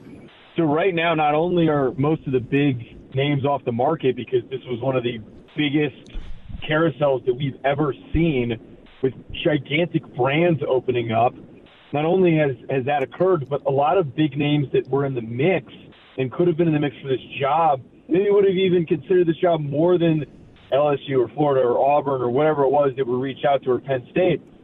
A lot of guys have signed extensions. Clark Lee, Eli Drinkwitz. We have seen these extensions that have locked guys into place. Now, one advantage for Michigan in this circumstance is that they're firing Sharon Moore with cause, so any money that they'd have to pay for a buyout for Sharon Moore, they effectively could use to cover whatever buyout is on the table for stealing away a coach from another program. But there are very limited options. One guy, though, that I think would be their best option, and I know that this might kind of hurt for West Coasters that are Arizona State fans, I would call Kenny Dillingham, and I would really push for him. He took over an Arizona State team that was in turmoil, not the same kind of turmoil as Michigan right now, but we're just dealing with a lot of messiness in the spot where he was able to turn them into an immediately competitive team in his second year, and they were really good in year 3.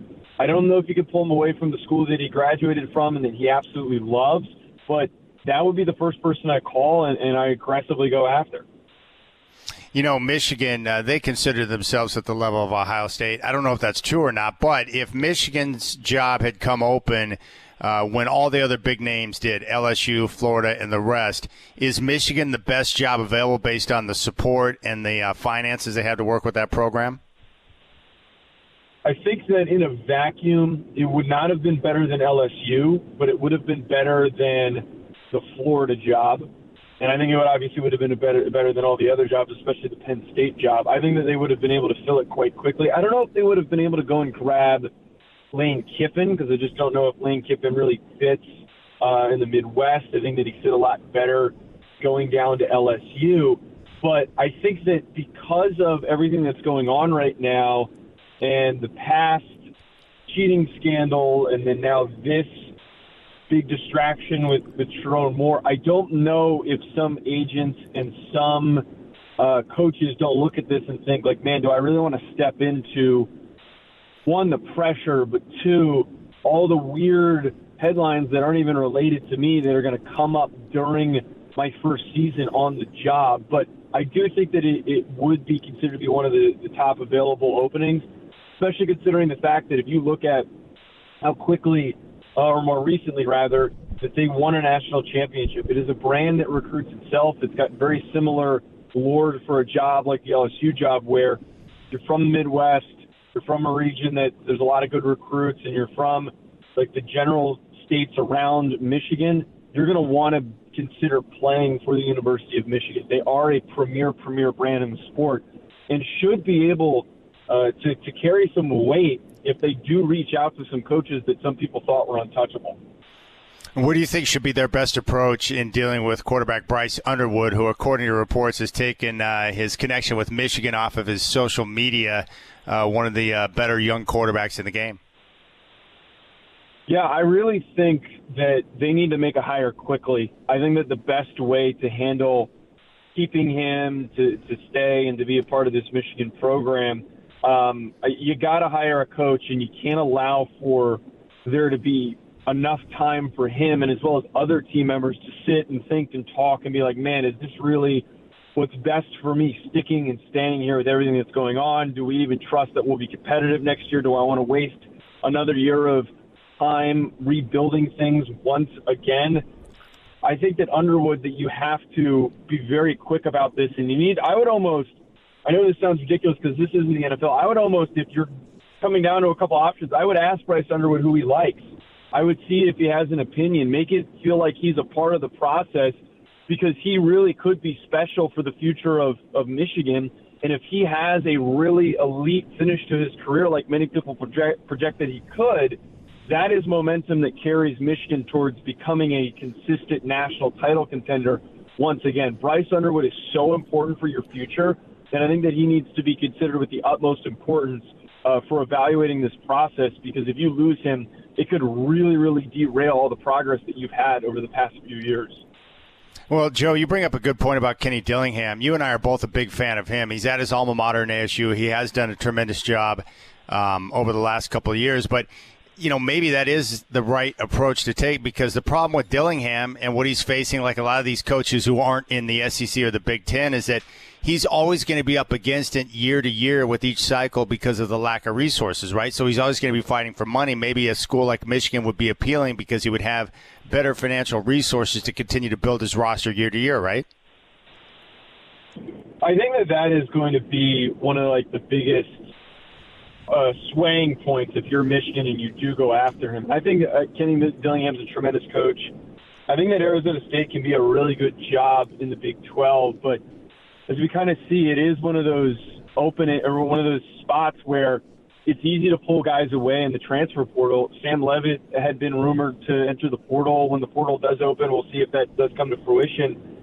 It's going to be a bit of a hard reset for this upcoming year for Arizona State. It all really comes down to how confident is he in what is going to happen for that squad this upcoming season.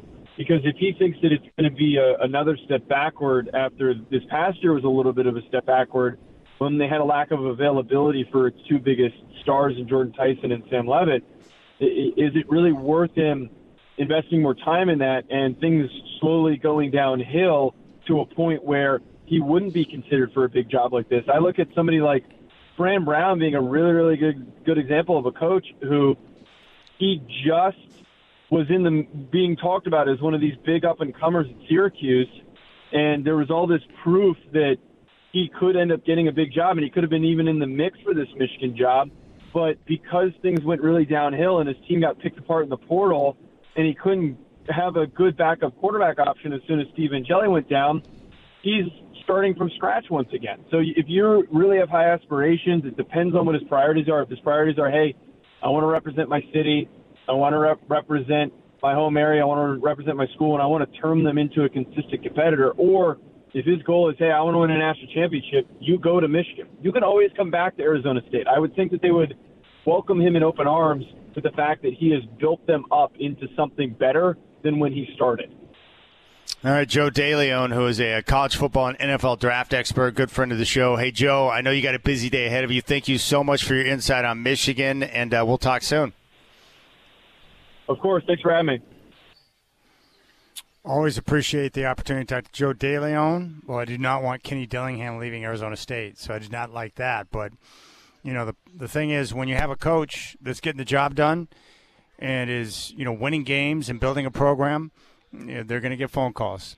Dan Lanning is going to continue to draw interest around the country when job openings take place because he's doing a heck of a job. It doesn't mean he's going to, accept the job or go elsewhere, but teams are always going to make the phone call you have to.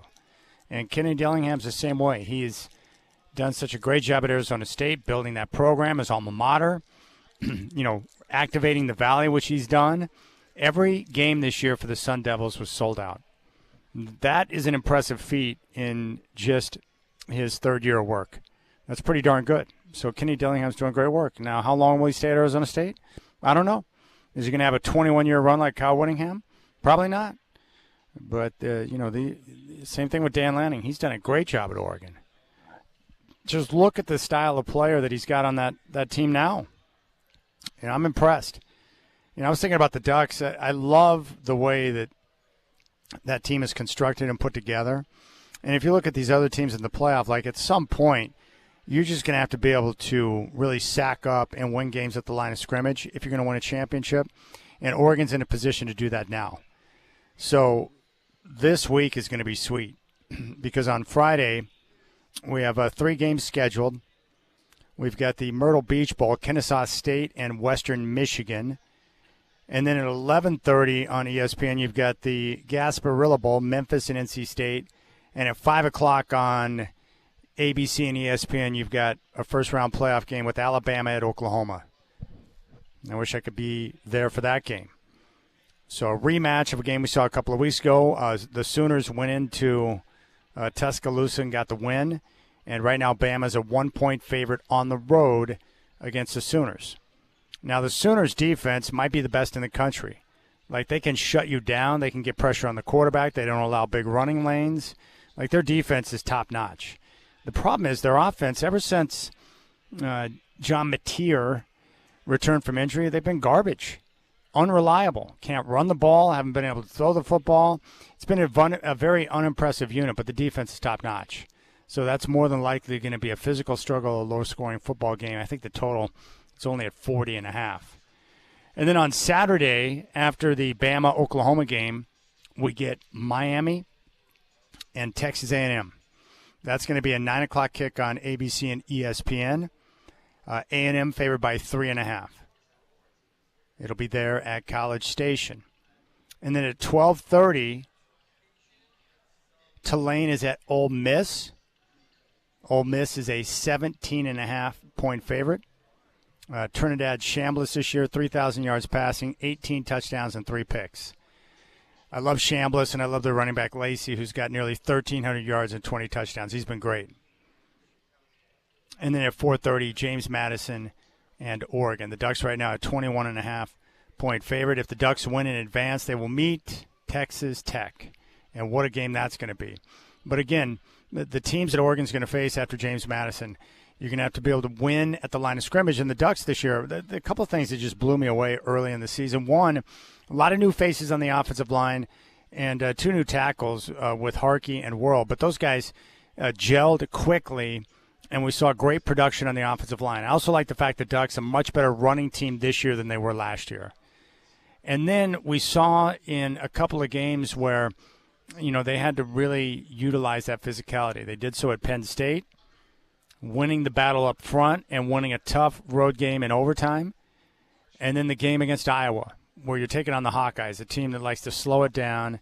They want to beat you up at the line of scrimmage, play physical football, and the Ducks were able to beat Iowa at their game.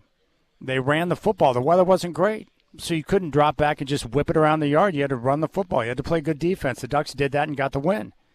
And they won it with all 3 phases, offense, defense, and special teams. I thought physically they overmatched USC when they ran the football down their throat, and we saw the same thing where their defensive and offensive lines able to control the game at Washington. It's just amazing to me to see how Lanning has really reshaped the program with the type of athletes he's able to bring in through recruiting and through the portal and the use of NIL, getting a different type of athlete up front to where they can go man-to-man, toe-to-toe with anybody. And that's the way it's going to have to be because all these other teams, whether it's Bama and Oklahoma or it's Miami, who has been terrific at the line of scrimmage, or A&M or Indiana or Ohio State, it doesn't matter. You've got to be able to win those battles up front. And, you've seen it, right? It's been the same way most of my life where the teams that win championships are the ones who are winning, those important battles up front where the big boys play. That's what separates the great teams from the rest. And the Ducks now have the type of athlete up front to be able to compete, which is terrific. That puts them in a position. And they got a special quarterback, which is nice. And they got a very good receiving core, nice tight end. They got guys who can make plays. So I'm excited to see what the Ducks can do. But that Texas Tech-Oregon potential matchup in the second round is looking pretty tasty. That's a darn good football game. I can't wait for that. But I love all of this, man. The bowl season is going to be great. Hard to know with some of the bowl games who's available, who's going to play, who's not. But it's going to kick off tomorrow. We got the 9 o'clock game on ABC with South Carolina State and Prairie View A&M. And then we get the SoFi LA Bowl, the bucked up LA Bowl at SoFi. Boise State and Washington. The Huskies right now a 10-point favorite. Tuesday you get the Veterans Bowl with Troy and Jacksonville State. Wednesday, a couple of bowls with the Cure Bowl and the 68 Ventures Bowl. Thursday, you get one bowl, the Xbox Bowl with Missouri State and Arkansas State. And that leads us into Friday. We have a couple more bowls in our first playoff game. Beautiful. But that triple header on Saturday is nice. Now, I'm going to be down here on the 20th here at Spirit Mountain Casino for the college football playoff. I'll have some giveaways, but come down and join me because the sports book down here is nice because they got all these sweet, cushy chairs, 18 screens, and the big screen where they'll have the duck game is 165 inches. And right next to it, you've got the stadium bar. You have 10 Barrel Brewing, so you don't need to really move more than just a few steps in either direction to get what you need to be able to sit back and watch the games. And if you want to gamble and get in on the action, they've got the walk-up counter here where you can place your bets, or they got the kiosk machines where you can do in-game betting and other things through the BetMGM Sportsbook. But it's a great place to hang and be able to check out the action. So I'm just jonesing for football, really, because, we got a little, college basketball and NBA action going on. But what I really care about is, these other games. I care about the football, especially with the NFL games coming up this weekend. I just pray to the good Lord above that somehow the Broncos can pull off the game against the Packers. I don't think they're going to, but I sure hope they do because I want the home field advantage. And I'll be pulling for Buffalo. See, the teams I'm rooting for this weekend, Denver, obviously. Buffalo to beat New England because the Broncos are in contention with the Patriots for the number 1 seed. And I really want the Chiefs to beat the Chargers to make sure the L.A. Chargers are no longer a legitimate threat for the AFC West. All right, we'll keep things rolling here live at Spirit Mountain Casino. I hope you're enjoying your Friday out there. The Blazers back in action on Sunday. Tip-off from Moda Center will be at 6. Chris Burkhardt will have game day at 4. And you can still get tickets at trailblazers.com. I think that Sunday is going to be the first of their collective glasses this year, and I think it's a Damian Lillard glass. I can guarantee you that I'm going to walk away with more than just one of those glasses. I love the collectible glasses, but Dame's glass is coming up this Sunday. So go get tickets, trailblazers.com, and be a part of the action on Sunday. And then the Blazers will get 3 more days off before they meet up with the Kings next Thursday. All right, 503-248-0620. You got the Rip City Drive on your home of the Blazers, Rip City Radio 620.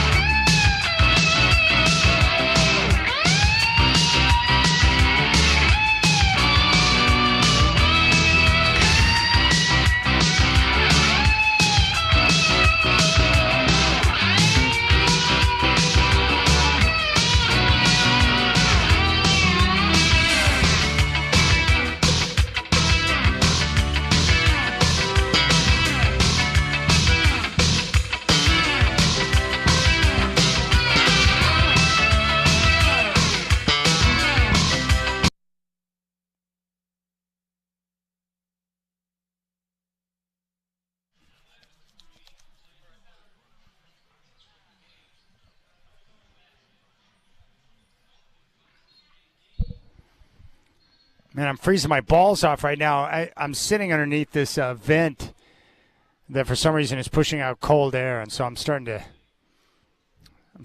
get the chills. I don't like being cold, especially as I get older, man. It's like the coldness. It's like, ooh, yeah. All right, the Under the Tree Toy Drive is back. We are collecting toys for Randall Children's Hospital Legacy Emmanuel. And it's pretty cool. You can donate a new unwrapped toy at participating Jamba Juice locations in Portland, Salem, and Southwest Washington up until the 13th. When you make a donation, Jamba will take 10% off your order. So thanks to Terra Firma, Jamba Juice, and Sumner College. Get all the details at ripcityradio.com. So make sure you get your toys in by tomorrow. And all these toys are going to go to kids who are going to be stuck at the freaking hospital for Christmas time, which is no fun. Also, keep in mind on Sunday here on Rip City Radio 620, we got a pretty good triple header. Raiders and Eagles, which will kick off at 9:30, followed by the Packers and Broncos. And then we got the Trailblazers and Warriors, which tip off at 6 o'clock. Game day with Chris Burkhart will start at 4 o'clock. So there you have it, a nice little triple header. Raiders, Eagles, Broncos, Packers, and then the Warriors and Blazers from Moda Center. And don't forget, Sunday night is Damian Lillard Glass Night, which is pretty cool. Those collectible glasses are pretty good. I had a bunch of people reaching out earlier this week. A lot of people have the Dairy Queen glasses from back in the day. I have those, thanks to my man Mark. And the glasses they handed out last year were great. And I like them, too, because they're not cheapo glasses. They're really nice and well-made. And I think it's pretty smart. The Blazers smart enough to know that they don't hand out the glasses at the game until after the game because they don't want fans becoming dismayed at some of the officiating and then launching the glasses onto the floor. That's probably a safe bet. But the Damian Lillard glasses coming up on Sunday. And based on what I've seen from the officiating so far this year, fans have a right to be outraged because the officiating's been hot garbage. I mean, literally. No joke. It's been trash. Really bad. It's like, what are you guys looking at out there? What are you guys doing? I thought the officiating last night was particularly bad. But again, I don't, spend too much time worrying about the officiating because my approach, as you know, very simple. I anticipate, expect, and know that the officiating is going to be poor every night. So when it is, I'm not alarmed and frustrated by it. I'm just like, okay, it's bad. So it is what it is. And I think that's the best way to approach it. But we got a good sports week coming up. These NFL games now, like all the games with the playoff positioning and the teams that are in place, I mean, they mean everything, right? So you're going to have all these games coming right down to the wire. And I love it, too, because I think we know which teams are going to be in. On both sides. So in the AFC East, you'll have two teams, Patriots and Buffalo Bills. In the AFC North, I think we're going to have one team, the Steelers or the Ravens. In the South, you'll have the Jags and the Texans. And your other two teams will be the Broncos and the Chargers. Those are going to be your 7 right there. In the NFC, out of the NFC East, one team, Philadelphia Eagles. In the NFC North, two teams, Packers, Bears. From the South, one team. Right now it looks like the Panthers based on what happened last night. And three teams from the NFC West, Rams, Seahawks, 49ers. The crazy part for the Seahawks right now is that they control their own destiny for the home field advantage. If they win out, they will get the home field. The problem is their schedule is kind of tough. So they get the Colts at home this weekend. They should win that game. They're a 13.5-point favorite. And Phillip Rivers is going to play quarterback for Indianapolis. Then they host the Rams, one of the best teams in football, at Carolina and at San Francisco to close out the year. That is a horrendous stretch, brutal stretch. So I would say the Seahawks, even though they control their own destiny, I would think it's somewhat unlikely that they would win out and be able to control that situation. So if I had to take my pick right now for the number one seed in the NFC, I would say the Rams. I think the Rams will get the number one seed and get the bye. And the Rams do look like a Super Bowl team. Great quarterback play with Matthew Stafford. Great defensive front. They don't make a lot of mistakes, and they're very efficient, and they're well coached. So their remaining schedule is much more friendly than that of Seattle because they host Detroit this weekend. They're at Seattle, and then they get the Falcons on the road and Arizona at home. So more than likely, you're going to have a situation with the Rams, who right now sit with a record of 10-3. My guess is the Rams probably finish 13-4. I mean, if I had to guess, right? Beat Detroit. You're going to beat the Falcons in Arizona, maybe lose to Seattle. So they're going to finish with 13 or 14 wins. And that should be enough to put them over the top and get the number one seed in the NFC. And the Rams are legit. And what can I say? You know, the weird part is going into the year, they were concerned about the Rams because we didn't know about Matthew Stafford and the back injury. And he missed a lot of time in camp. But then when he came back right away, you're like, okay, he's good. He's good to go. He looks all right. So there you have it. Now in the AFC, I don't know what to think about the number one seed. It's going to come down to one of two teams, the Patriots or the Broncos. So let's take a look at the Patriots' schedule. They're 11-2 like Denver.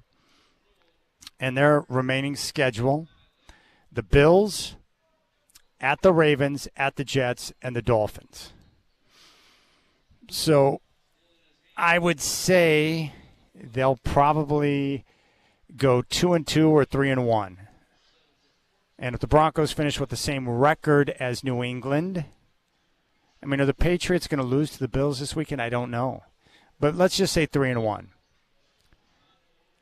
So they'll win 3 out of 4. Bills, Ravens, Jets, Dolphins. And then for the Broncos, their schedule's tough too down the stretch because they're going to host the Packers this weekend. Then they have to host the Jags, another team that's playing really good football right now, 4 straight wins. At the Chiefs, host the Chargers. So the Broncos are looking at 2-2, 3-1 at best. So I don't know. I don't know what to make of that mess. I do not know. But it's going to be fun. This is a big weekend, big games in the NFL. Love the Rams and Lions, Packers, Broncos, and that Bills-Patriots game's great. All right, big thanks to our guest today, Justin Ballinger, sportsbook manager here at Spirit Mountain Casino. Big thanks to Joe DeLeon and, of course, Michael Schechter for engineering the program. Big thanks to you. I appreciate your love and support. Have a great weekend. I will talk to you on Sunday when the Trailblazers host the Warriors. Have a good weekend and a great night.